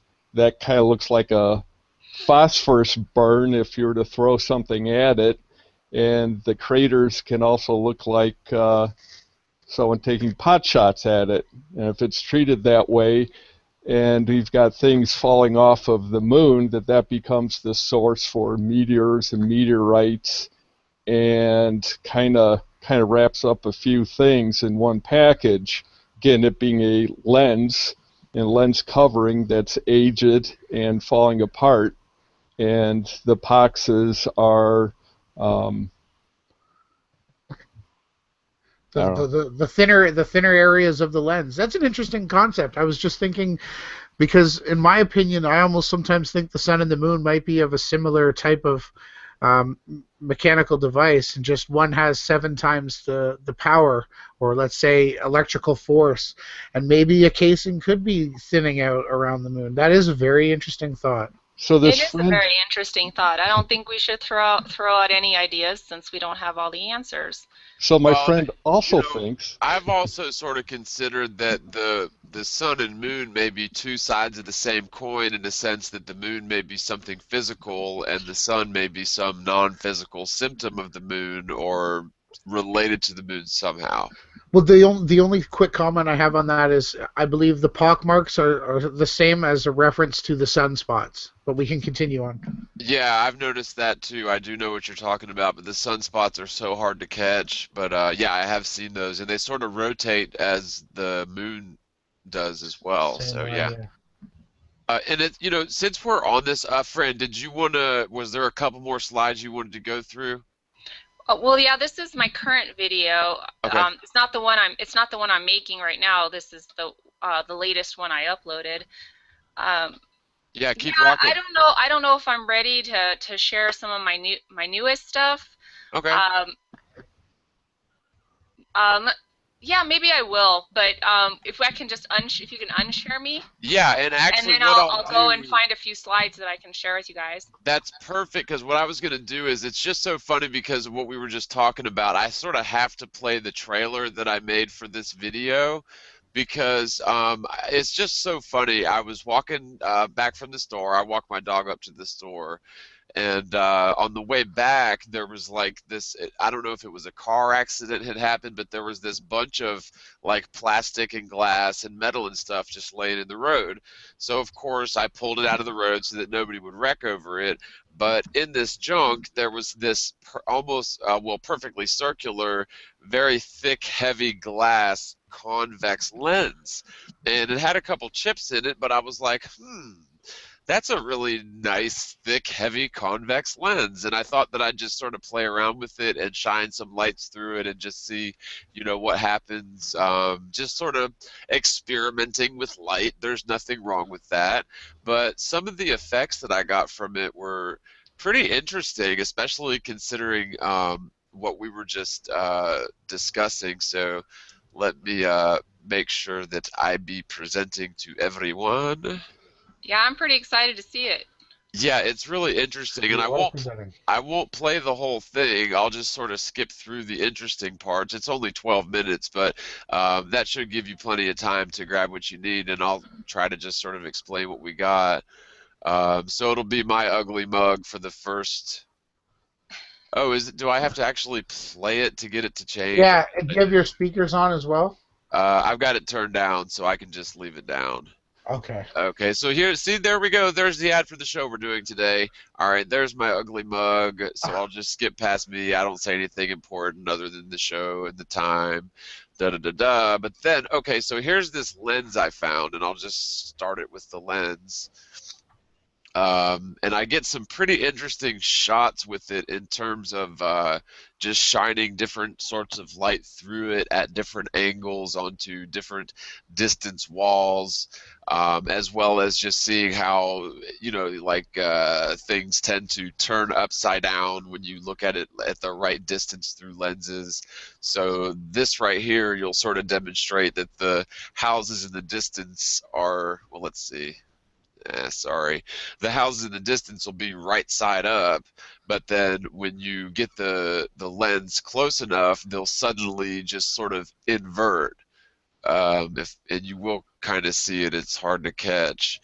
But this isn't even the good stuff. The good stuff is what I was doing with the light inside, but just to sort of watch the whole thing and kill some time.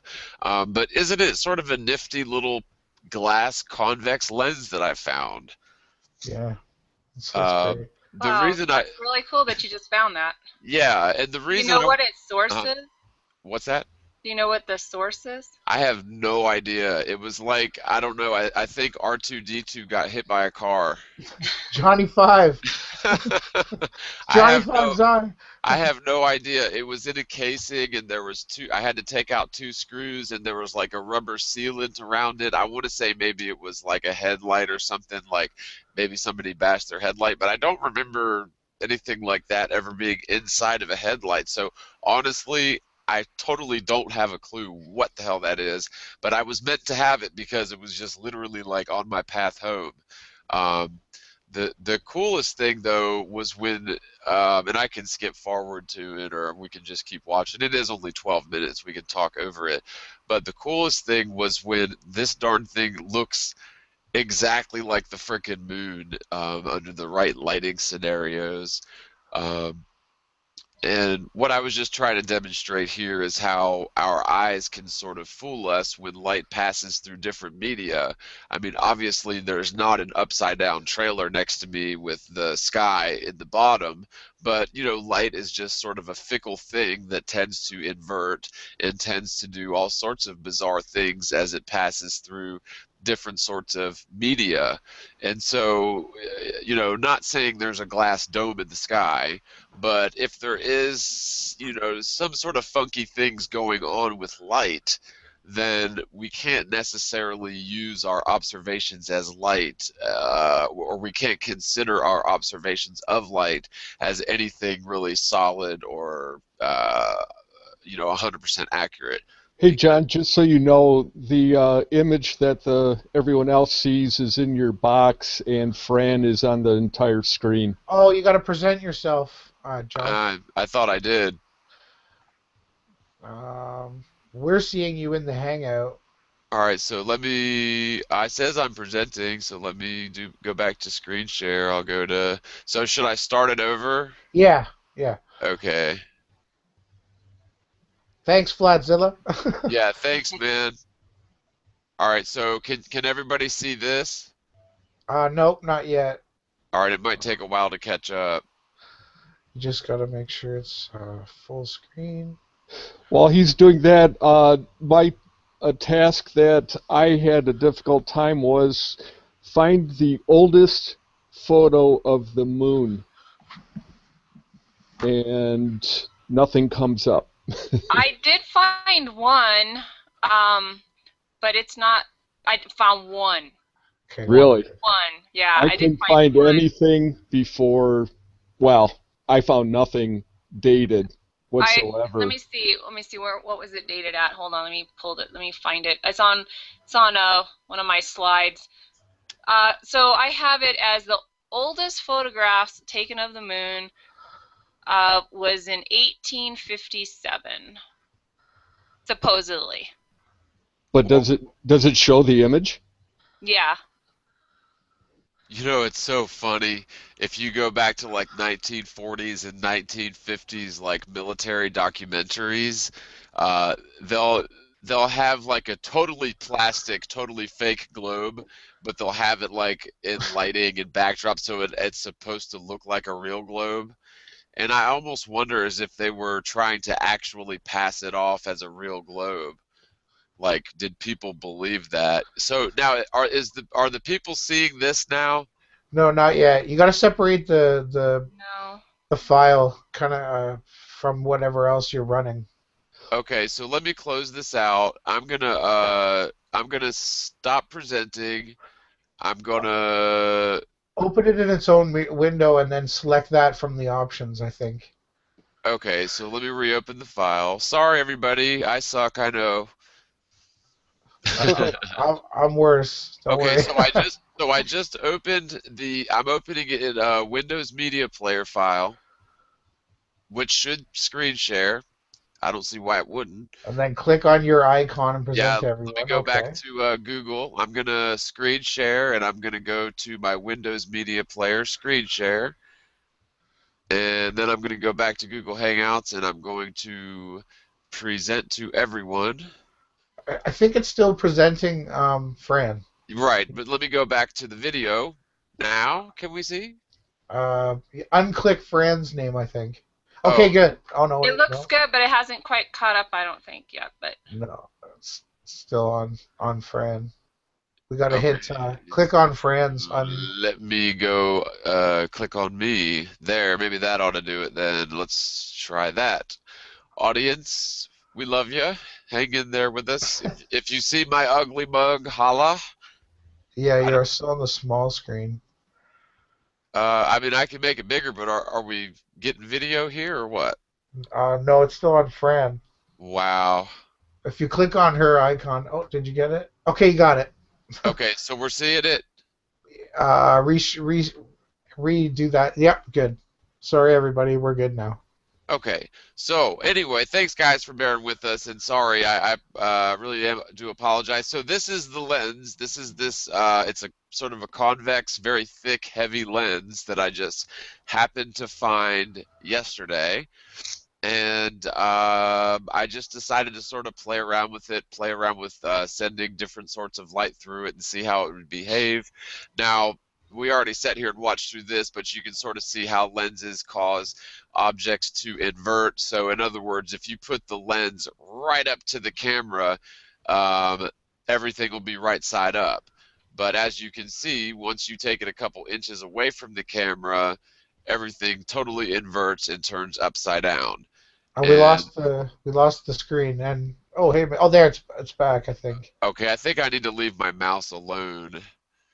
Yeah, we lost it. I think Matrix joined us. Yeah, we lost it, John. Wow, I don't see what's going on because I mean I know I've done this before.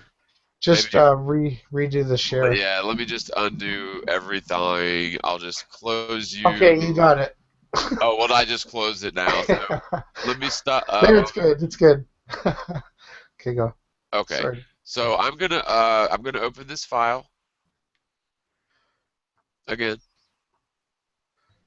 and I'm gonna present to everyone. Should I share or present? Oh, I'll share Yeah, first. Windows yeah, Media Player. Now is it sharing? yeah. It's just a lag in the live feed, but it was working. So do I need to go present to everyone? Yep. Okay, so let me go present to everyone. There we go. And I'll go back to my video. So just let me know if we're golden. And in the meantime, Yeah, we're good. okay, so we got the live feed going here. Yeah, you're good. Okay, so we'll just sort of skip through. So this will be third time's a charm. There's my ugly mug. There's the promo for this show, and there's the lens I found. As you can see, it's got some chips in it and stuff, but it is a pretty nice thick lens, um, convex lens. And just to skip through and show you the inversion, turning it around, making things invert. You can make the sky on the bottom, and so. And forgive me, I get terrible allergies and my windows are open, so something's blown in here. I do have some Vicks I will put on in a moment. But anyway, you can see there's some chips and stuff in here, so it's not a perfect lens. But No, um, uh, it's still having problems. Oh, it's back again, so it should be okay. One sec. I think it's It's, when I move my mouse. yeah, I think you can't move your mouse. Right. We'll It's just like let it. Italian guy talking without the hand gestures. Right. We'll just let it play. Well, I was gonna try to skip through, but we'll just let it play. I mean, it's 10 minutes long. I mean, it's turned into 30, but hey, Okay, you're good. whatever. You're good Yeah, so now. you can see it inverting if you pay attention, and also this very brilliant purple color that sort of appears from time to time is kind of interesting. Um, so just sort of take a note of those colors, but it's just to me it's interesting how light behaves as it passes through different media and how, we tend to think of celestial bodies as these firm physical objects that, we can look up at a specific angle and we have a direct line of sight on that moon or that sun, and therefore that moon or that sun is right there. But we know from experimentation that when light passes through different sorts of objects and different sorts of media and different sorts of atmosphere, that it can behave in sort of wild ways. It can totally invert, it can distort, it can bend, it can do all sorts of things. And so to me, light is just not necessarily an adequate indicator of a way to set up the matrix of all of our maps. That includes the AE map, the azimuth equidistant, that includes the Mercator projection. They're all based on latitude and longitude lines, which are all based on astronomical or celestial observations. And again, all astronomical and celestial observations are possibly distorted by, I wouldn't say gravitational lensing, but possibly electromagnetic lensing, because I mean all light is electromagnetic phenomenon. And so I think it was just sort of serendipity that I found this lens, but we really haven't even gotten to the interesting part yet. And oops, sorry, moved my mouse. I don't want to move my mouse because it appears that it ruins the video. But what I did was is I took this lens into the bedroom and shut all the curtains and turned the lights off and just started shining lights through it.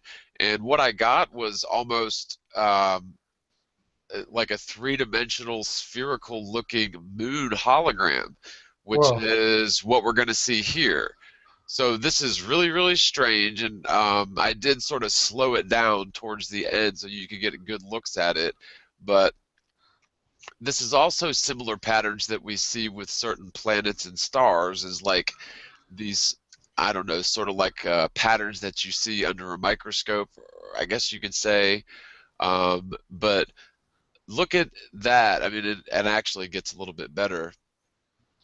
I've got a huge glare behind me because my window's open. But what I'm doing, you can't tell, but I'm actually shining the light directly at the wall and putting that lens in between the light and the wall and just sort of changing the angles of the lens. And when you get it just right, it almost creates like a 3D hologram that looks very similar to something like a moon. Um, and I'll get it just right a couple of times, and it's really kind of odd.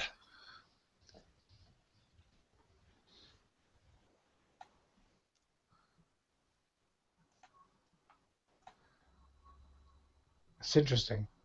Yeah, and it's just, I mean, I'm not saying anything. I just thought it was a real Oh, interesting. right there. You had a good. There was a good projection of.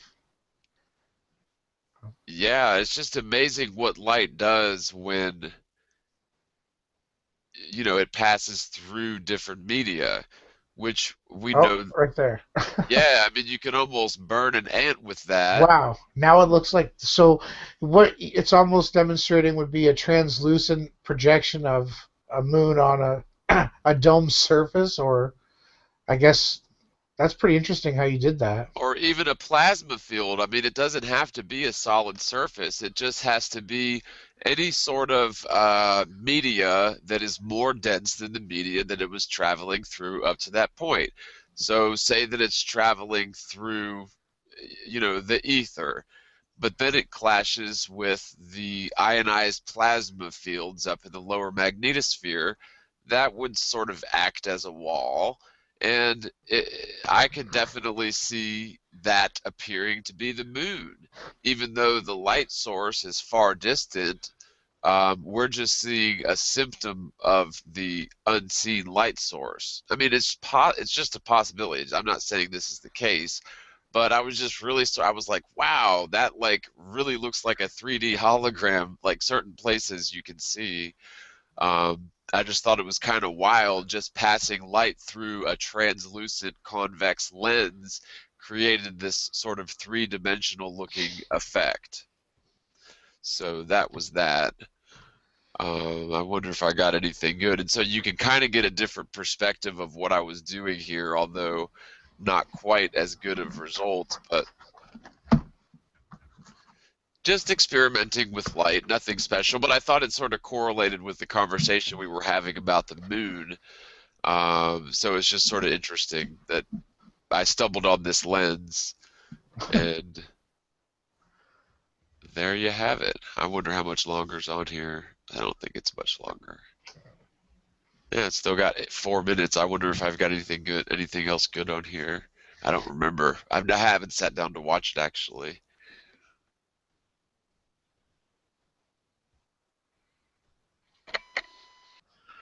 Thoughts, anyone? Looks Yeah, like the it's Death so weird, Star.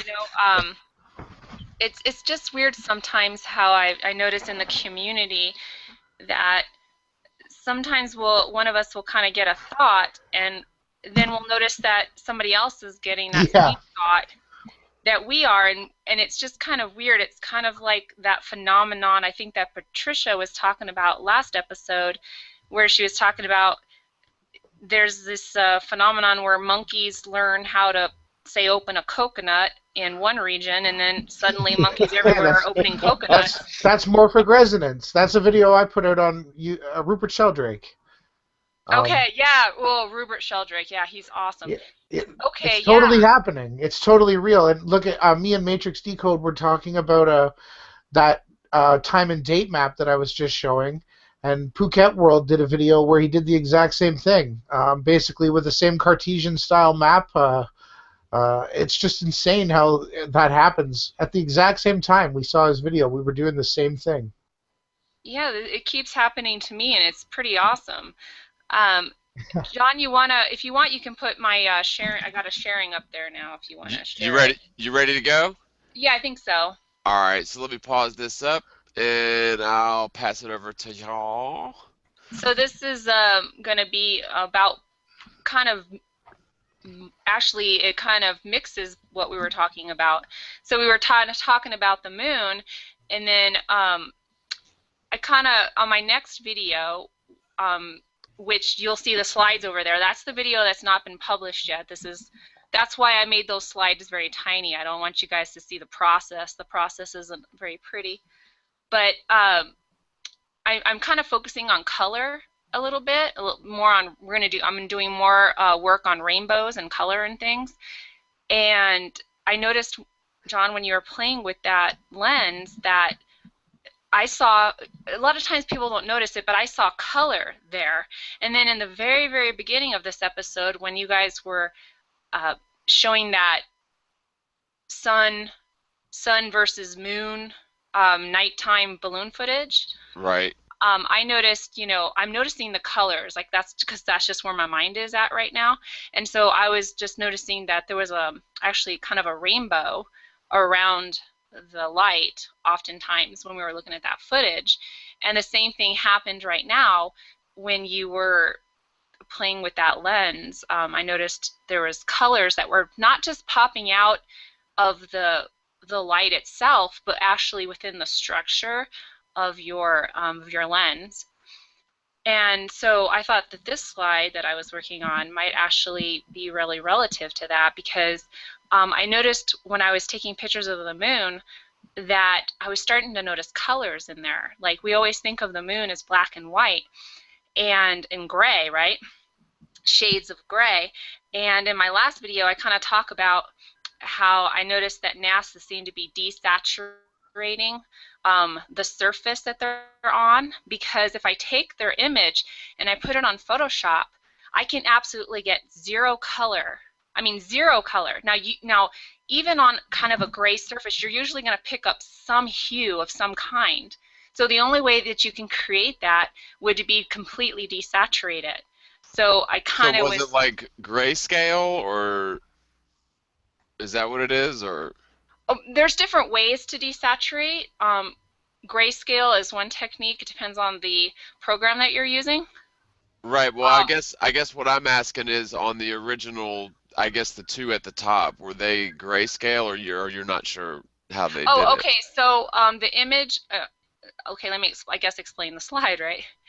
The image on the left is a picture of the moon that I took about 4 days ago. And Right. then the image on the right is one I took off of Geology Cafe. Okay. So that, And I see what you're saying, and yeah, because the one on the left definitely has different shades of reds and greens, and it's just very, very faint. So I definitely see what you're saying there. yeah, so I just started wondering if there was consistencies with the hues and colored patterns that you can pull from these images of the moon. These are the only two so far that I've played with. The image on the far, far right was me messing with the hue of the colors. Now, the one all the way to the left hasn't been modified. All I did was bump up the saturation. I didn't actually change anything. I just enhanced it. You know what I'm saying? I didn't So that actually. was your original picture, though, right? That's my original Yeah. picture, Okay. and then Okay. I took the original picture and then enhanced the color. just it's just a slider on Photoshop. Right, So on right. Photoshop, all I did was slide the saturation up, Sure. and that's what I got.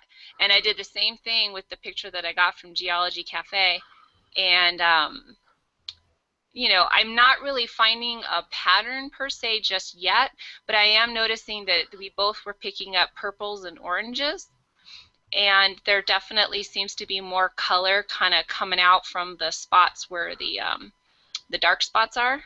We're getting more color there. And Right. and like I said in the beginning of the episode, sometimes when I do these things, it's not necessarily because I know what it means, but because that might jar somebody else's brain. It might make them think, oh, you know, that just gave me an idea, you know, and that's what I'm trying to do. I'm trying to spark ideas in other people as well. So any ideas on that, guys?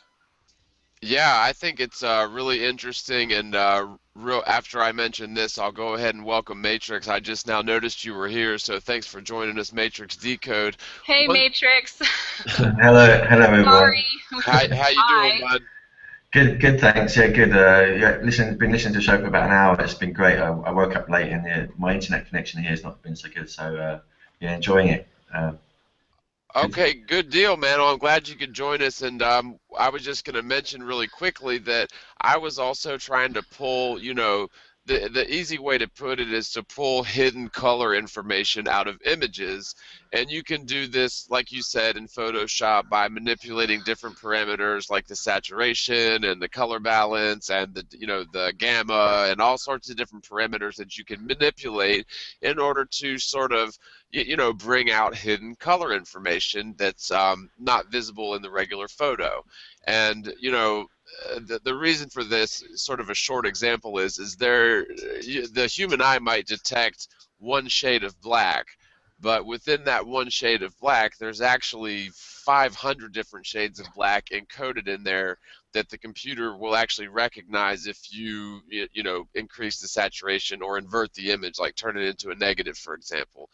And so when I was doing that, the whole point of this is that really bright object that I thought was the sun turned out to be probably the moon, but then there's this other thing off to the left that I'm not sure about. I still think that main object was the moon, but when I did these sort of techniques to that object during the course of that video, I kept getting different results. So it's almost as if, like, you know, depending on how high the moon is or how high whatever object is above the atmosphere is going to give you different sorts of hidden color information, which makes a lot of sense because there was a lot of fuzz and sort of noise in that video anyway, so it was kind of hard to get anything conclusive out of that in terms of consistent, you know, hidden color information. Well, and they had filters set on that camera as well.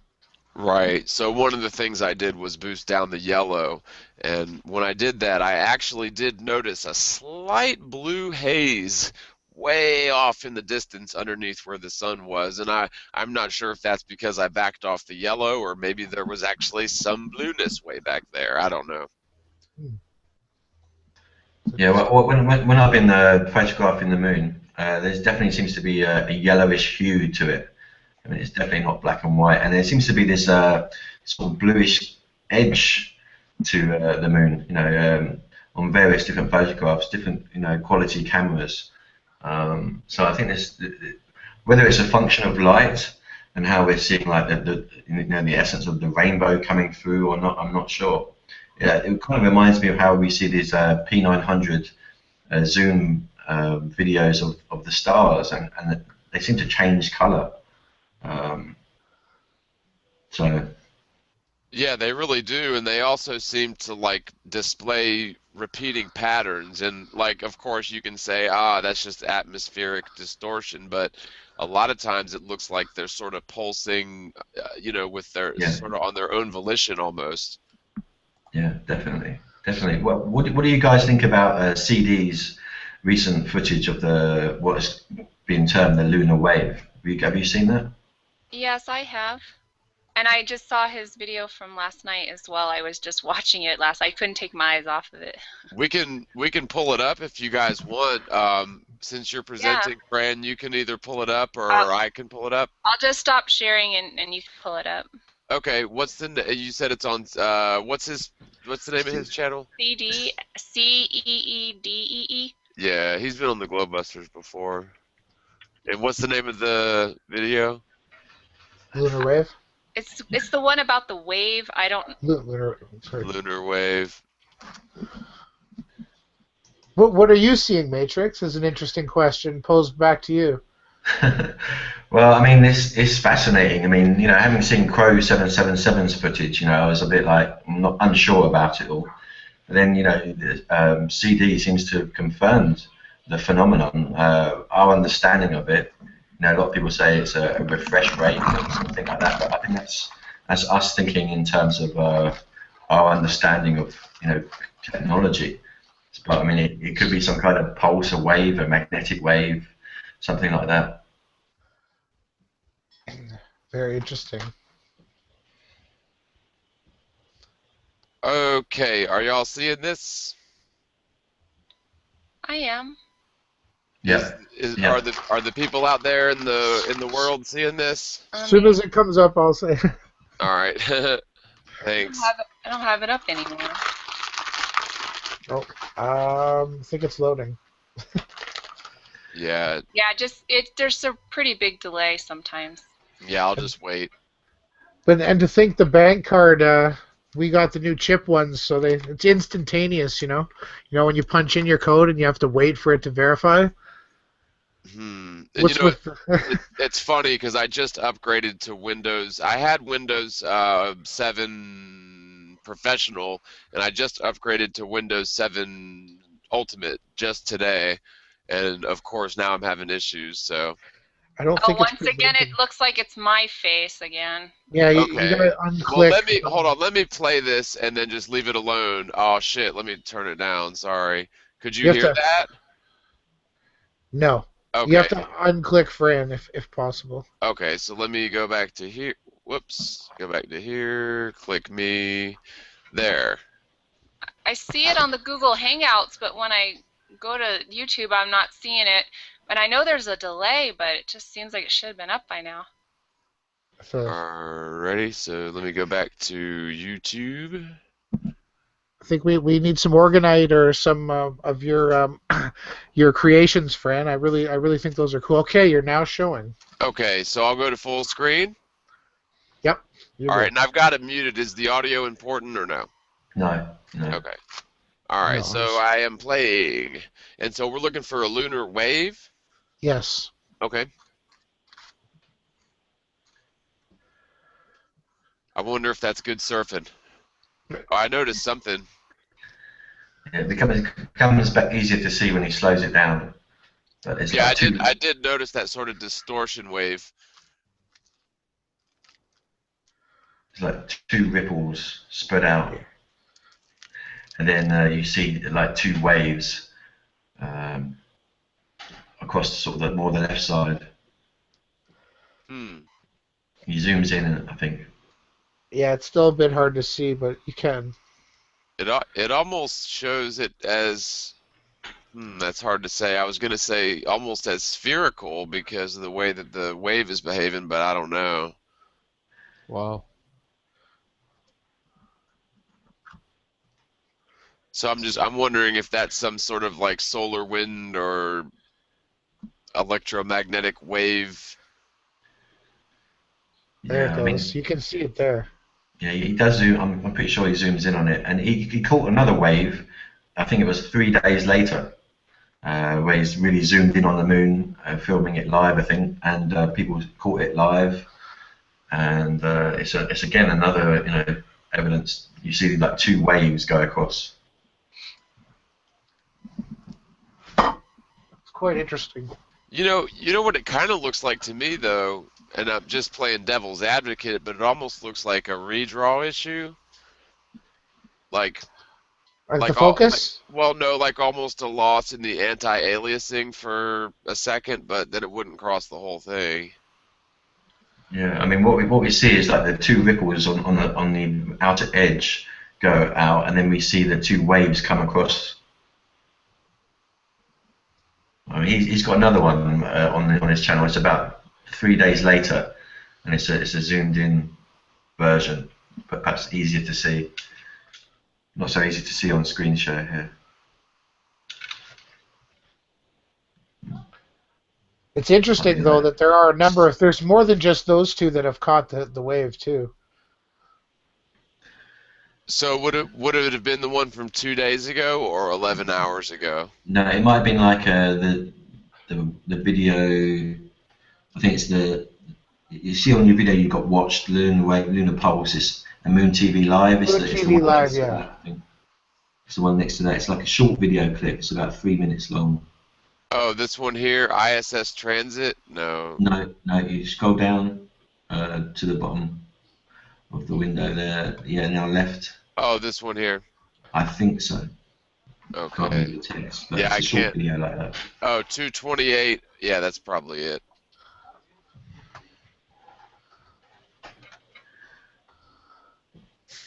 Yeah, this is the one.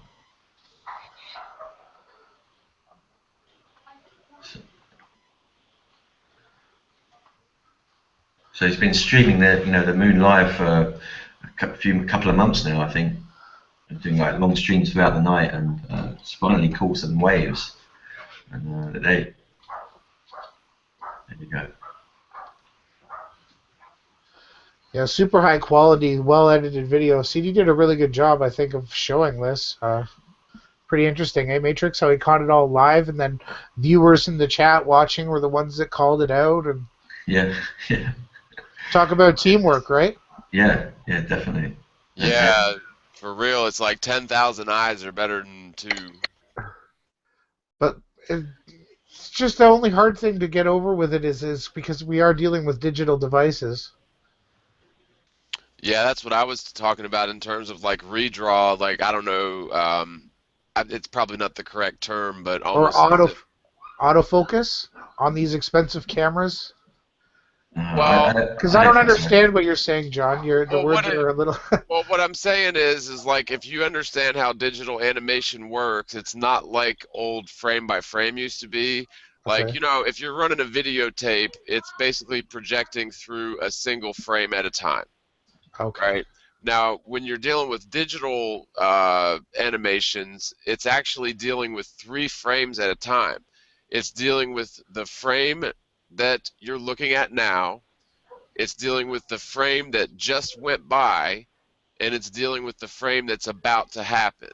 And it basically looks for differentials in between those 3 frames. So it's basically like less work on the processor, because if all 3 of those frames have essentially the same pixelation color, then it doesn't change those.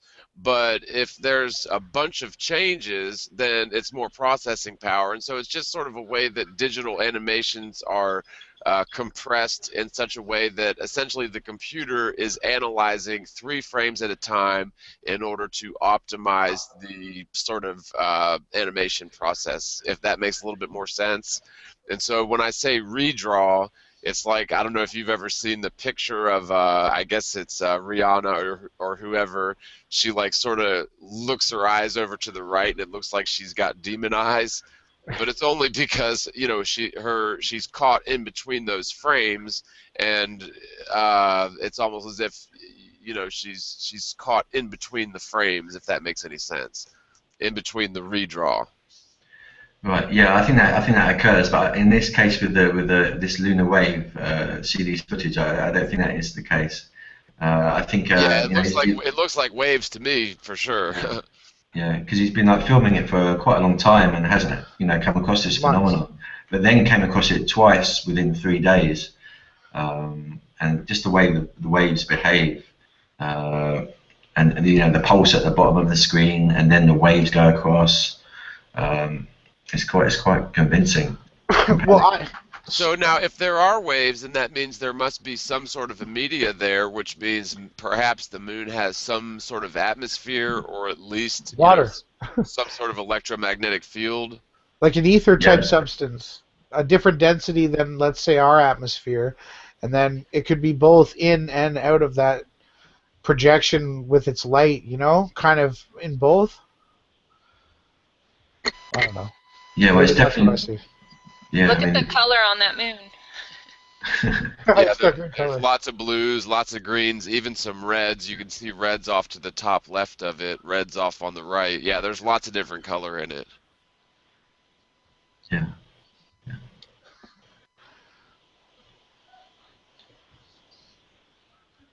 This Yeah, is that his wave.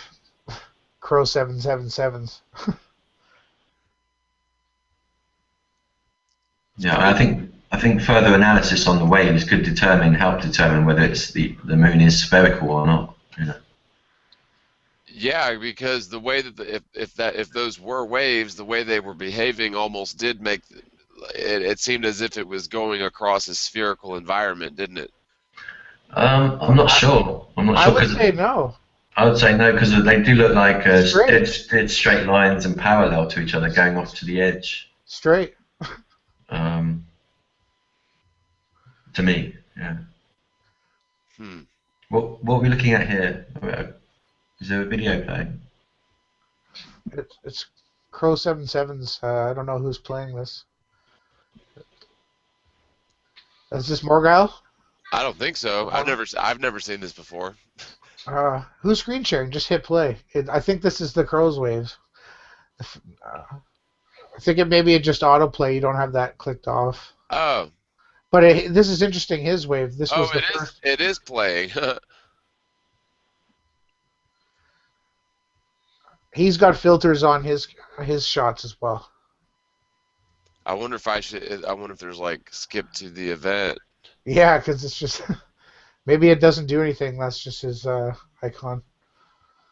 Yeah, because it's like 30 minutes.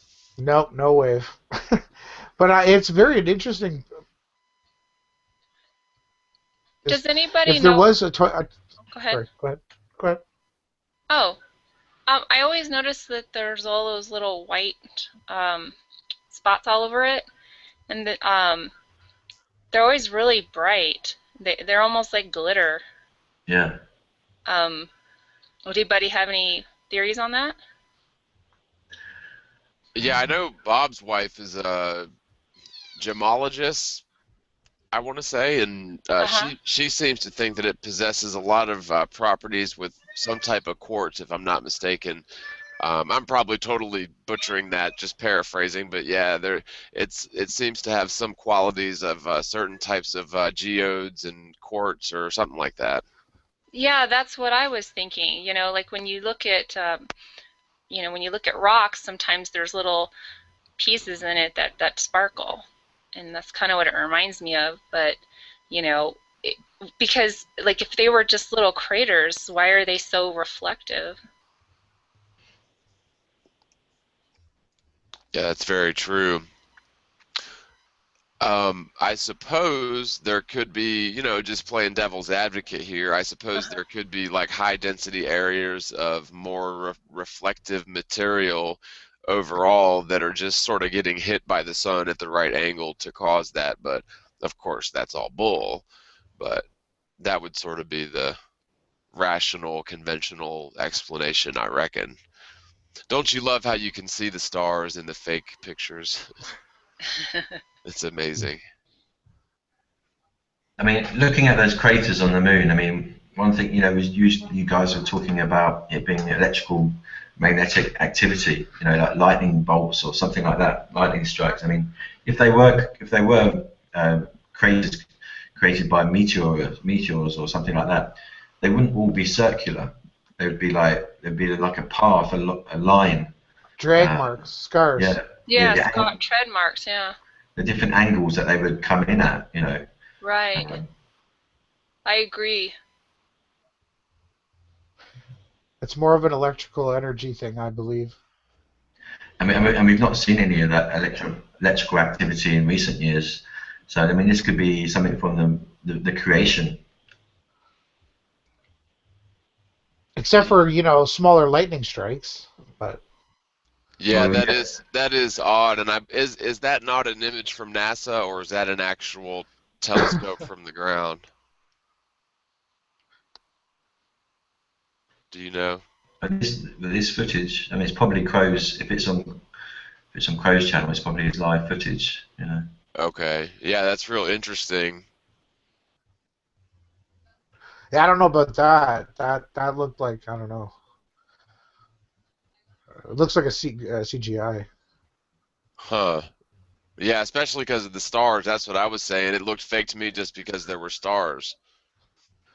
One thing that I've been sort of entertaining, and I guess I probably mentioned it, but I've been sort of thinking along the lines, or at least hypothesizing that, again, you've got the moon, which would be, I guess, the negative charge, or maybe the positive charge, and the sun being the opposite charge, because they do sort of go through cycles together. They do seem to be sort of interconnected with one another. And I mean, there's obvious cycles that they go through, but there's also long-term cycles, like especially with eclipses, and even longer-term cycles, like if you look back at the Mayan calendar, and of course the so-called axial precession, which, in the globe Earth, it means the axis wobbles every 26,000 years, but in the flat Earth, it just means that the, magnetic north is aligned to a slightly different star over so long, according to the theory. But as far as I know in recorded history, I believe the North Star may have changed once, but of course, that's never going to be confirmed. That's only theory. In Stellarium, it shows Polaris in the same spot year after year, Right, forward and backwards. Mhm. right. I'm talking like maybe thousands of years ago. Like it changed slightly. I don't know. I Yeah. think I remember reading that a long time ago, and it was, I believe it may have just been theory.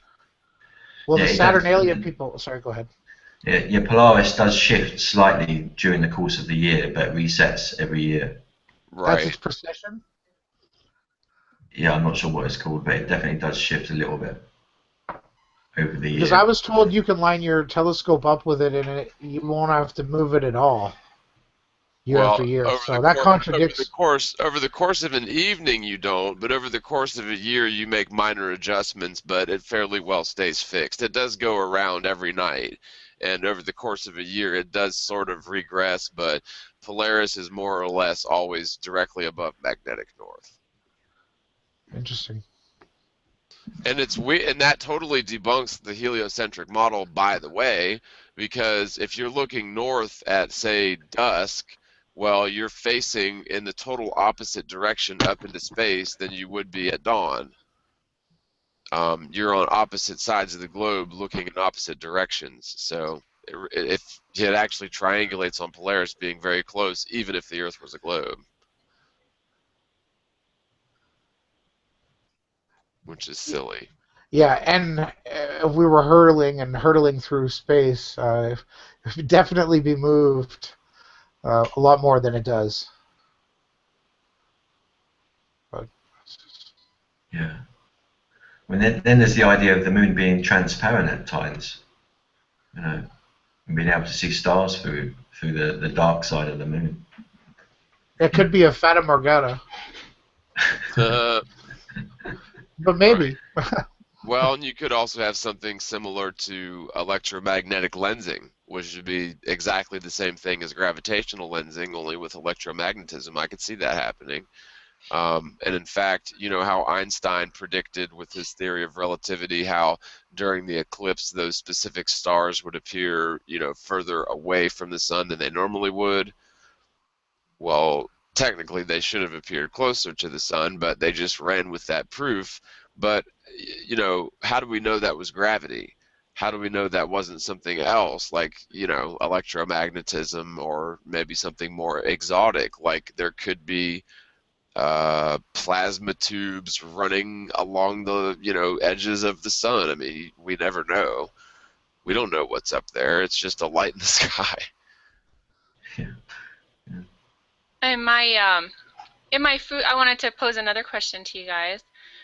In my food for thought video, I point out that now I've never seen Mercury through a telescope, but I pointed out that on all the detailed pictures that we see of Mercury, it looks a lot like the moon.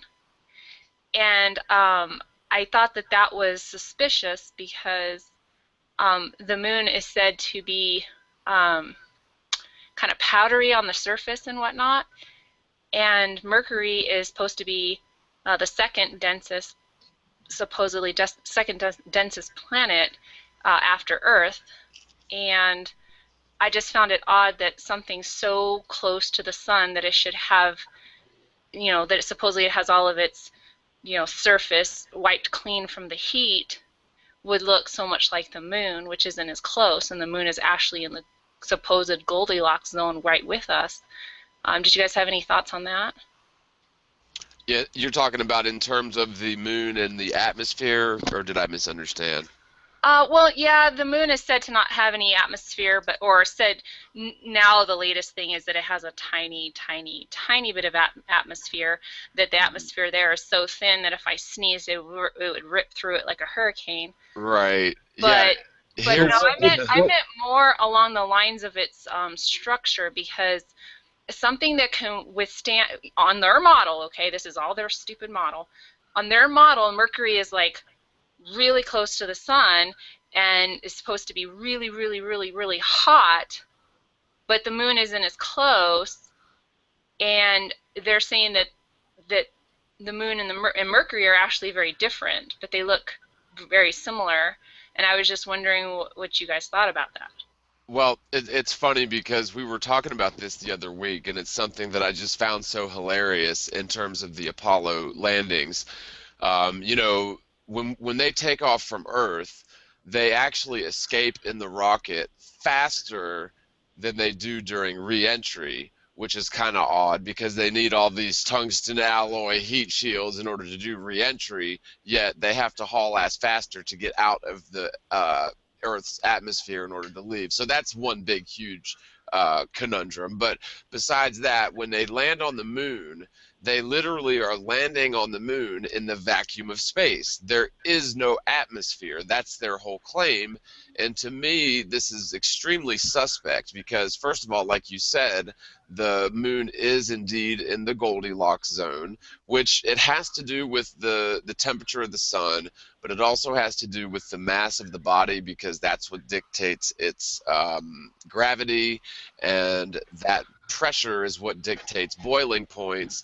And so if you don't have enough gravity and if you have not enough pressure, then all the water boils away and you don't have an atmosphere. But even all that dust and stuff should be, sort of floating around causing some degree of atmosphere.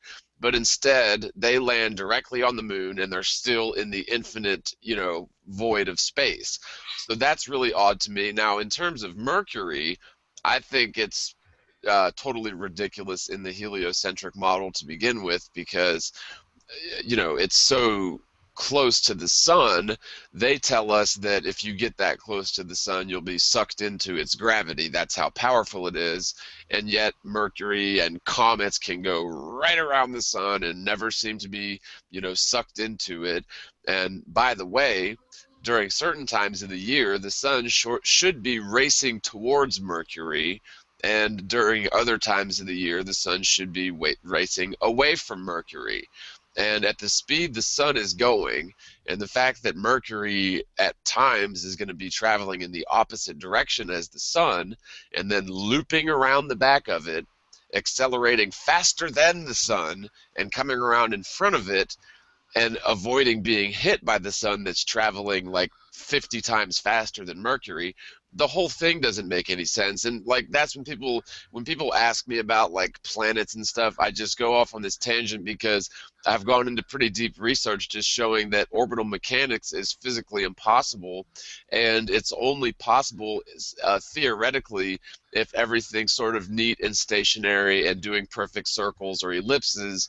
But what you'll find is any orbital pattern is more of a sine, like a sine wave or a sinusoidal sort of loop-de-loop, where things like the moon are hauling ass sometimes, standing still other times, and basically defying all logic and common sense by not behaving in any way explained by gravity.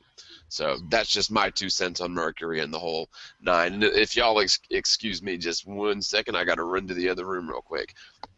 I could just add to that a little bit. Not Sure, only sure. not only is it hauling ass at different speeds and times, but yet, we actually set our date and times off these objects, which is a little bit odd, right? How they're completely mechanical and Yeah, I mean I think the official story for the moon is that it was formed, out of the Earth. A big chunk of the Earth flew off into space and then formed into this perfect sphere. You know. after the pancake process.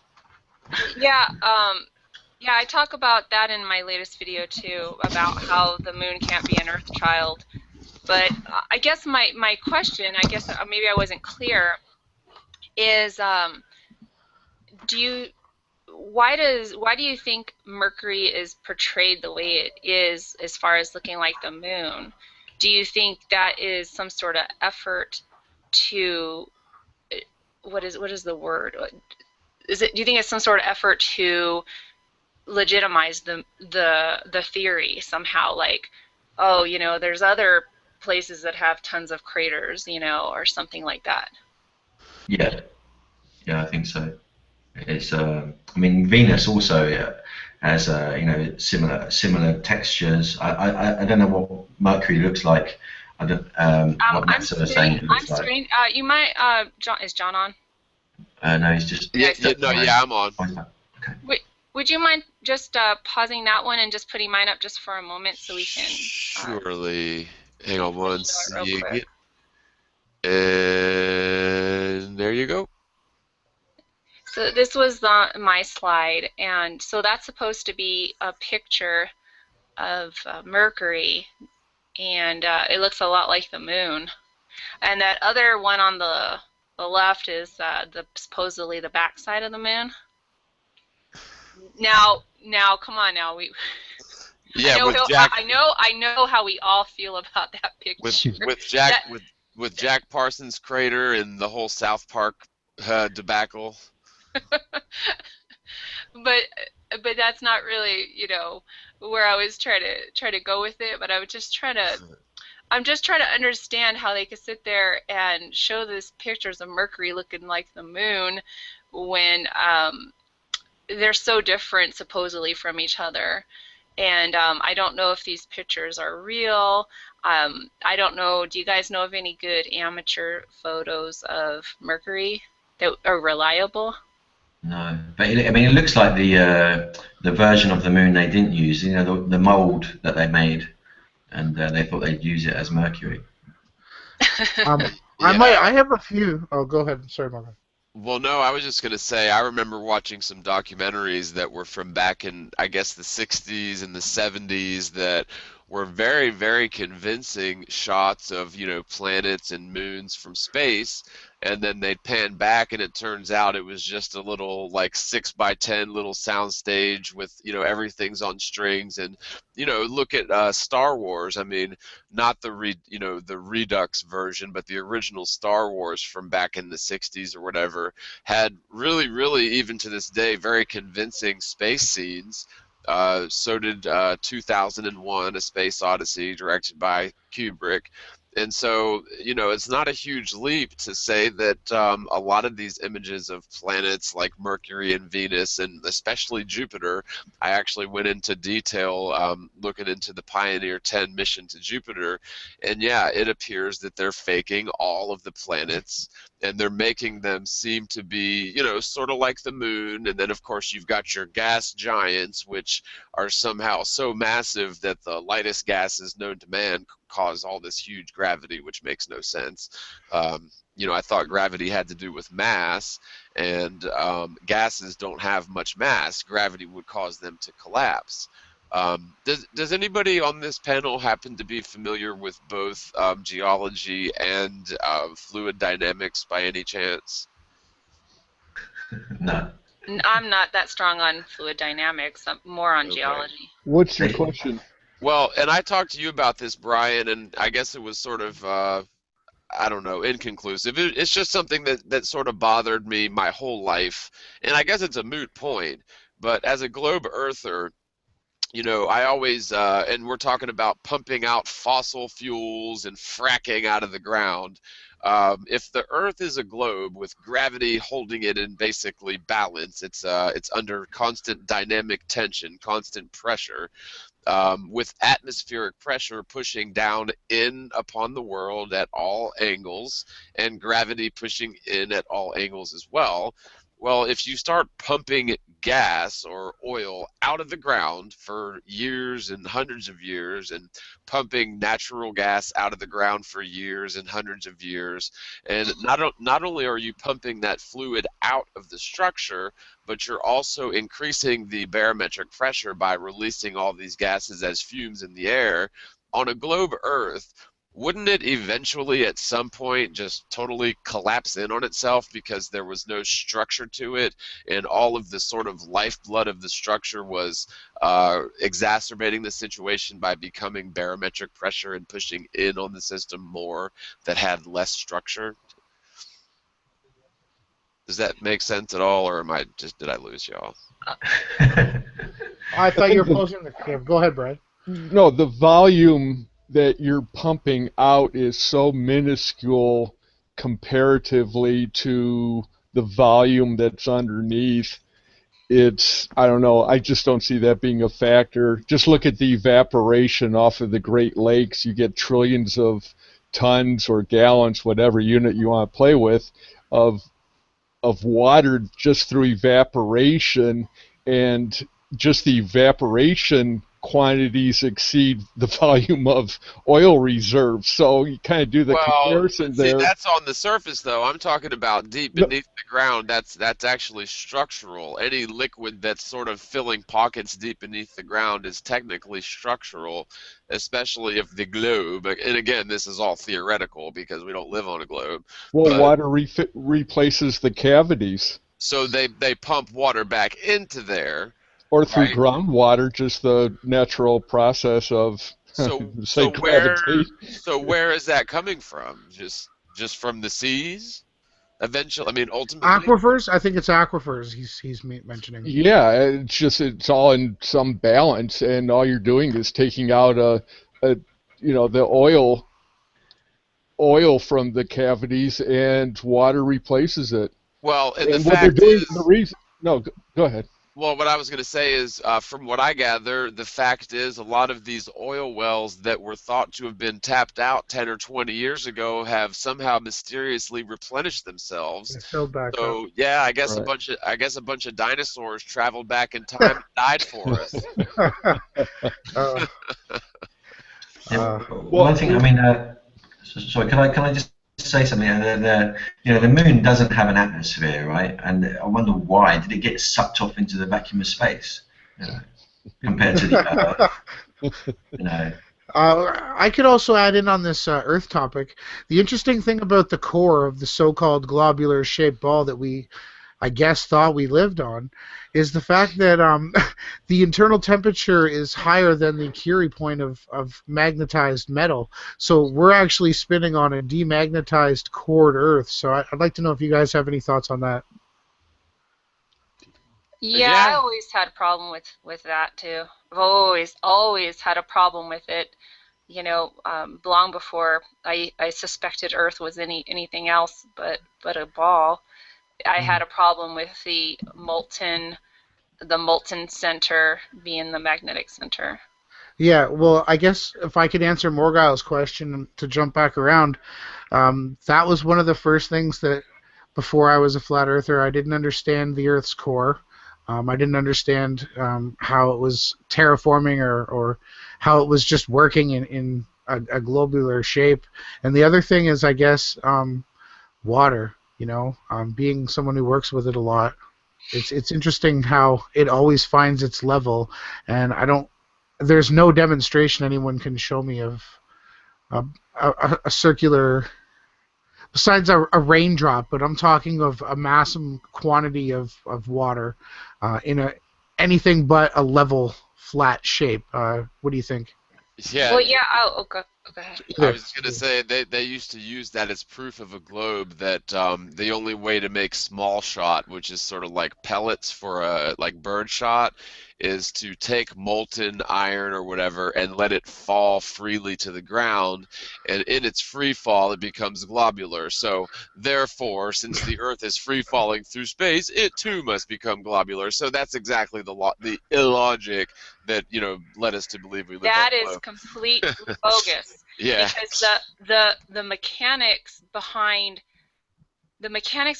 water forming droplets is not gravity related. It has absolutely nothing to do with gravity. If they're trying to tell us that things large enough and mass enough have enough gravity to be spherical, then that may have anything to do with why a drop is spherical. A Yeah. drop is spherical because of its chemical properties, because of its surface tension properties, but it has nothing to do with gravity. I think the key word that you said there is surface. And the other thing that I wanted to share with this panel that I've been thinking about, and another thing that I saw long before I was a flat earther in my science studies, was the fact that the orbits of all of the celestial bodies and everything, including the temperatures and perspective angles from Earth out, are all on a flat plane. And you know how they show us solar systems and things and galaxies spinning, they're always represented in a flat wheel. And I always couldn't get my head around that, like as someone watching the science program trying to learn like everything, and then them showing us these flat spatial areas. I'm like, why wouldn't they be giant swirling balls of like energy? Yeah, I know exactly what you mean. And there's a few instances of that too, especially never finding anything below the solar ecliptic or beneath the solar plane. How that's sort of an off limits Correct. area. Correct. You nailed it. Uh, Yeah, but there's just so many things like that, to where scientists are always, if you just Google search scientists scratching their head or scientists baffled, and you'll find like I don't know 50 million results because none of these observations work in the model that they know to be true. Like for example, just a couple random things: tornadoes, lightning. Neither of those things scientists understand fully how they're formed. It's really there's theories, and we had mentioned earlier atomic stuff. I think not necessarily atomic bombs, but like atomic structure with electrons and valence electrons forming bonds to create molecules and stuff like that. But all of that is very much theoretical, and the numbers work. But to me, it seems like they've almost put little heliocentric models inside of us, and they tell us that, like, take a wooden table. If you knock on a wooden table, it seems solid, but if you were to look at it under the best microscope, 5 years from now, we'll have the capability to see. But it would actually be far, far apart little solar systems almost with a nucleus, and then the electrons far away from that, and then the next atom, like, I don't know, the equivalence of from here Yeah. to the next town over. But I think all that's very much theoretical. Yes. No, actually, you got the distances wrong. They'd be like here to the moon. They're like Right. the Planck. They get into this Planck space time, and they get like they break it down into these negative numbers, and it's about the space that's not there. I found all of that research really leads to just more questions. Yeah, it really all does. I mean, and they try to explain things, and they try to, like CERN. I don't know what you guys' thoughts are on CERN, but one of the main functions of CERN, from what I gather, is to recreate the conditions just after the Big Bang, as if that's possible, as if there was a Big Bang. Um, but they're also trying to find, like the smallest of the smallest particles, like quarks and this whole God particle, and they're trying to find dark matter, and they're trying to, approach light speed and all this nonsense. But I mean, to me, the Large Hadron Collider is much like NASA in a sense that it's a money pit and it's a huge distraction for very bright, brilliant scientists to sift through never-ending mounds of worthless data until they retire and become See, I think X. that might be the hoax part, John. I think the Yeah. truth is it's something connected with the internet. When they went and powered the thing up, I can't get my dates correct, but I know it was directly linked to the worldwide uh, planosphere web net, whatever we want to call it.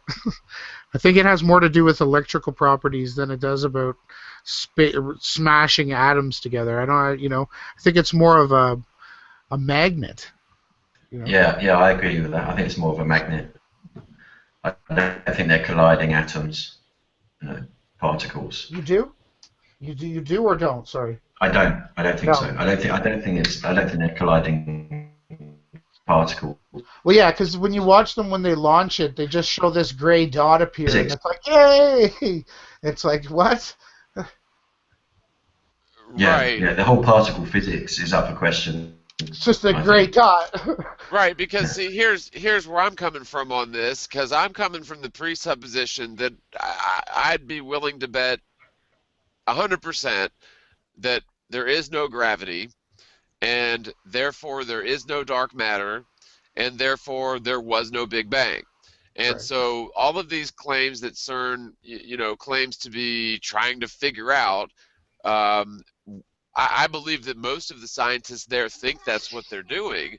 But at the end of the day, it's just a huge distraction, and they may be doing some relevant things with, sort of black budget or under the radar studies with free energy and things like that. I do believe they probably are doing stuff like that.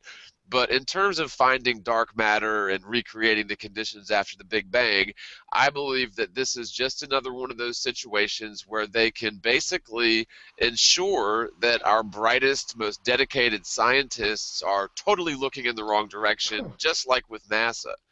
Um, that's just my opinion. I think it's a money pit, and I think that it's something that's never going to yield any real results in reality other than maybe the next version of Tang or Teflon or the microwave.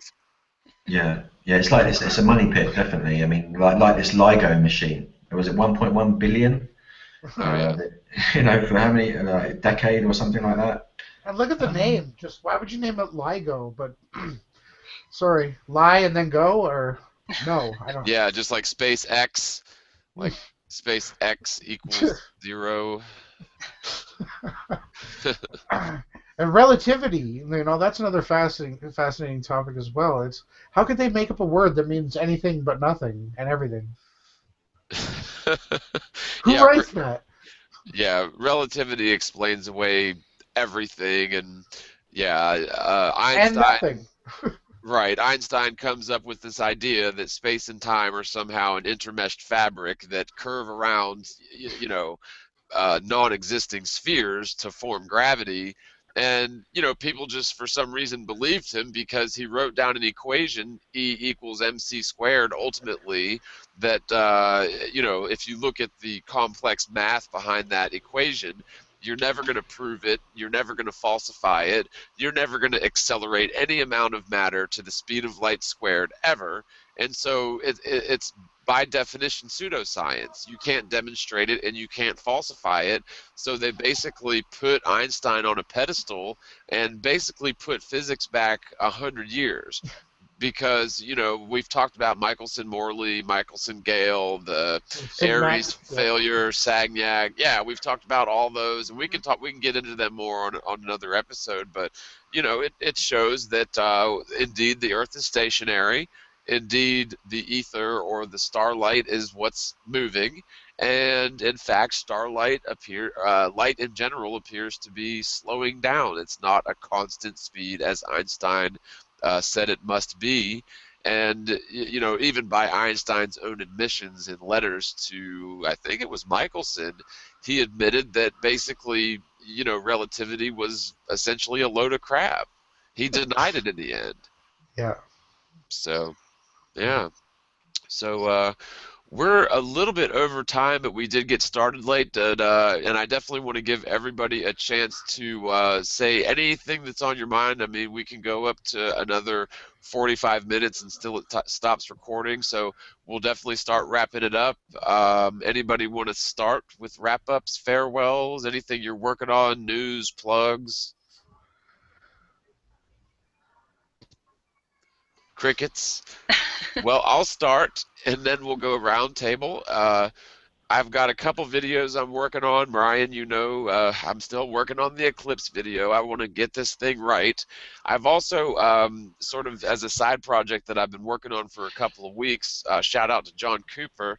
I'm putting this old 1902 magazine series, The Iron Republic. It was a Florida magazine that was, it seems to be maybe a fictional, maybe a non-fictional account of a far south, far polar excursion that, well, I won't give any spoilers, but it's really an interesting read. I'm putting it in audiobook format.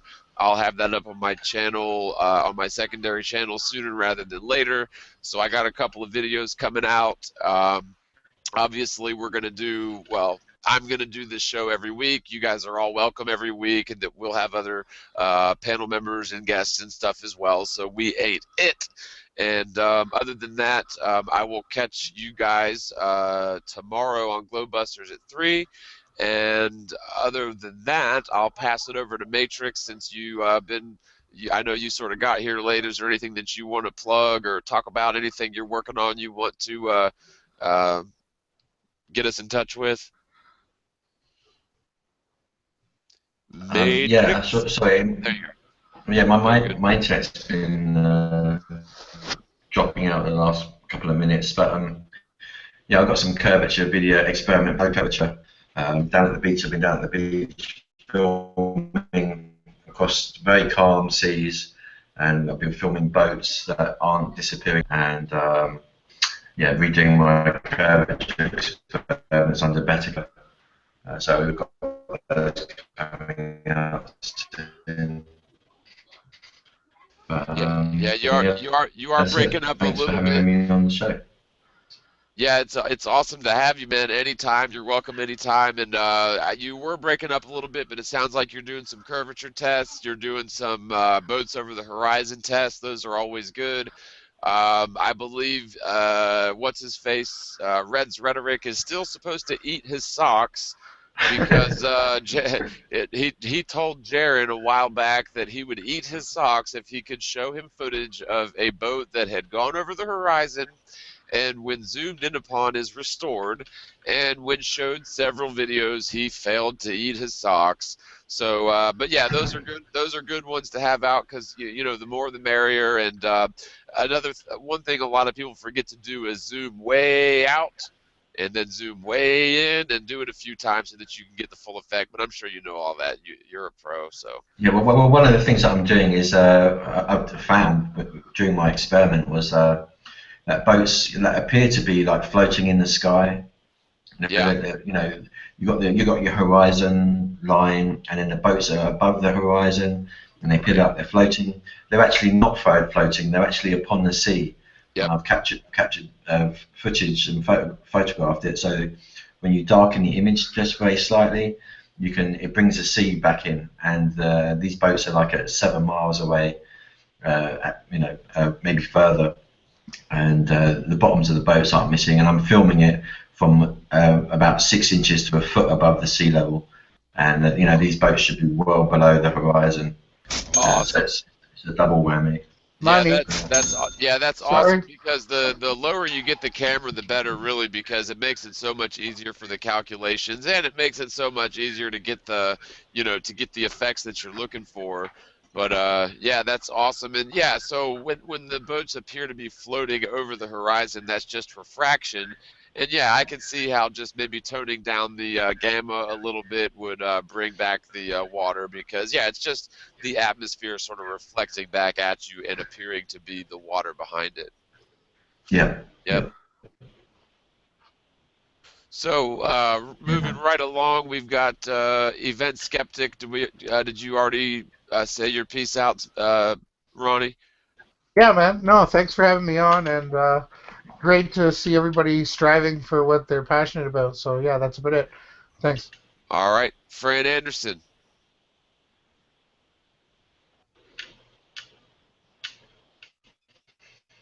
Uh, Fran Anderson, the price is right. Come on down.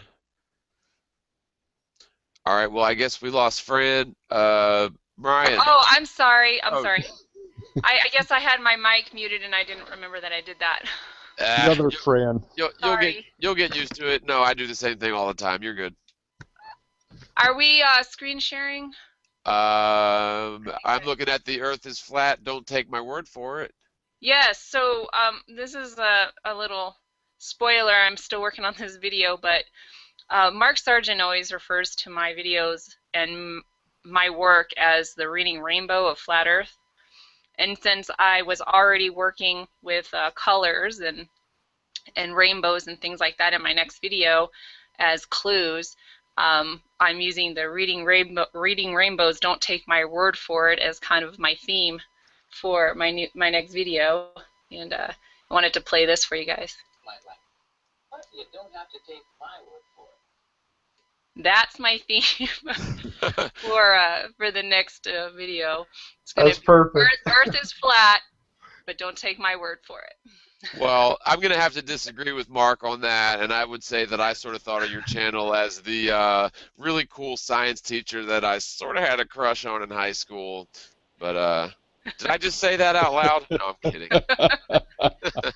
Well, yeah, I get that a lot, that my stuff reminds people of being a teacher, and you know, I don't take offense to being the reading rainbow of flat Earth. You know, I did in my first video especially used a lot of books in that first video, and I'm tending not to Books are use. bad, okay? So anyway, get rid of that. So that's all I wanted to share right now. I still have a lot of work to do on that video, but I think it's going to be really good when it's done. And John, I really appreciate you doing this show and for inviting me, and it means a lot to me, and everybody else here and everyone on the chat, and that just everyone's support just means a lot to me, because I get a lot of you know, I just like everybody else, I get a lot of ridicule, and so No. it's just nice to, yes. I get told some of the worst things you can imagine, and it's just nice to know that there are like-minded people out there that I can openly give a 100% my opinion without being ridiculed. It's really good. Yeah, and well, that's what science is all about. It's not about making fun of people. It's not about, calling people stupid. It's about, bringing forth ideas, testing them, and seeing if they match reality. And, I don't think there's anything wrong with that. And, the people who call us anti-scientific for practicing the scientific method are, well, the opposite of scientists. And so, we know what we're doing. We know what we're doing's right. And even though we don't have, explanations for every minute detail like NASA does, they'll tell you right down to the millionth decimal point how far away the moon is at any given time. But ask them to show you, evidence for any curvature or axial rotation of the Earth, and, they'll point to the 1969 Apollo astronauts. So the evidence is pretty much slim to none on that. But yeah, I do want to thank all of our subscribers, all of our listeners for hanging out with us. It's been a real pleasure. I know everybody has important things to do on Saturdays, so I really appreciate everybody taking time out to hang out with us. As for the panel members, you guys have been great. If there's any sort of schedule adjustment that would be conducive to you, let me know. And if enough people sort of have a common gripe, then we can maybe format things around. But unless I hear otherwise, I'll plan on continue doing these Saturdays at 3 Eastern. You guys don't feel like you necessarily have to attend them all, but you guys are all more than welcome to attend them all. And in terms of the audience members, subscribers, don't forget to check out the different panel members' channels, and share this with one person. If you can turn one person into a flat earther, or at least get one person to look at this skeptically and look at the globe model skeptically, then that's a win. And it's a case-by-case basis, so every little bit helps. Thanks, everybody, so much for your time. Spread the word, spread the world, and peace out.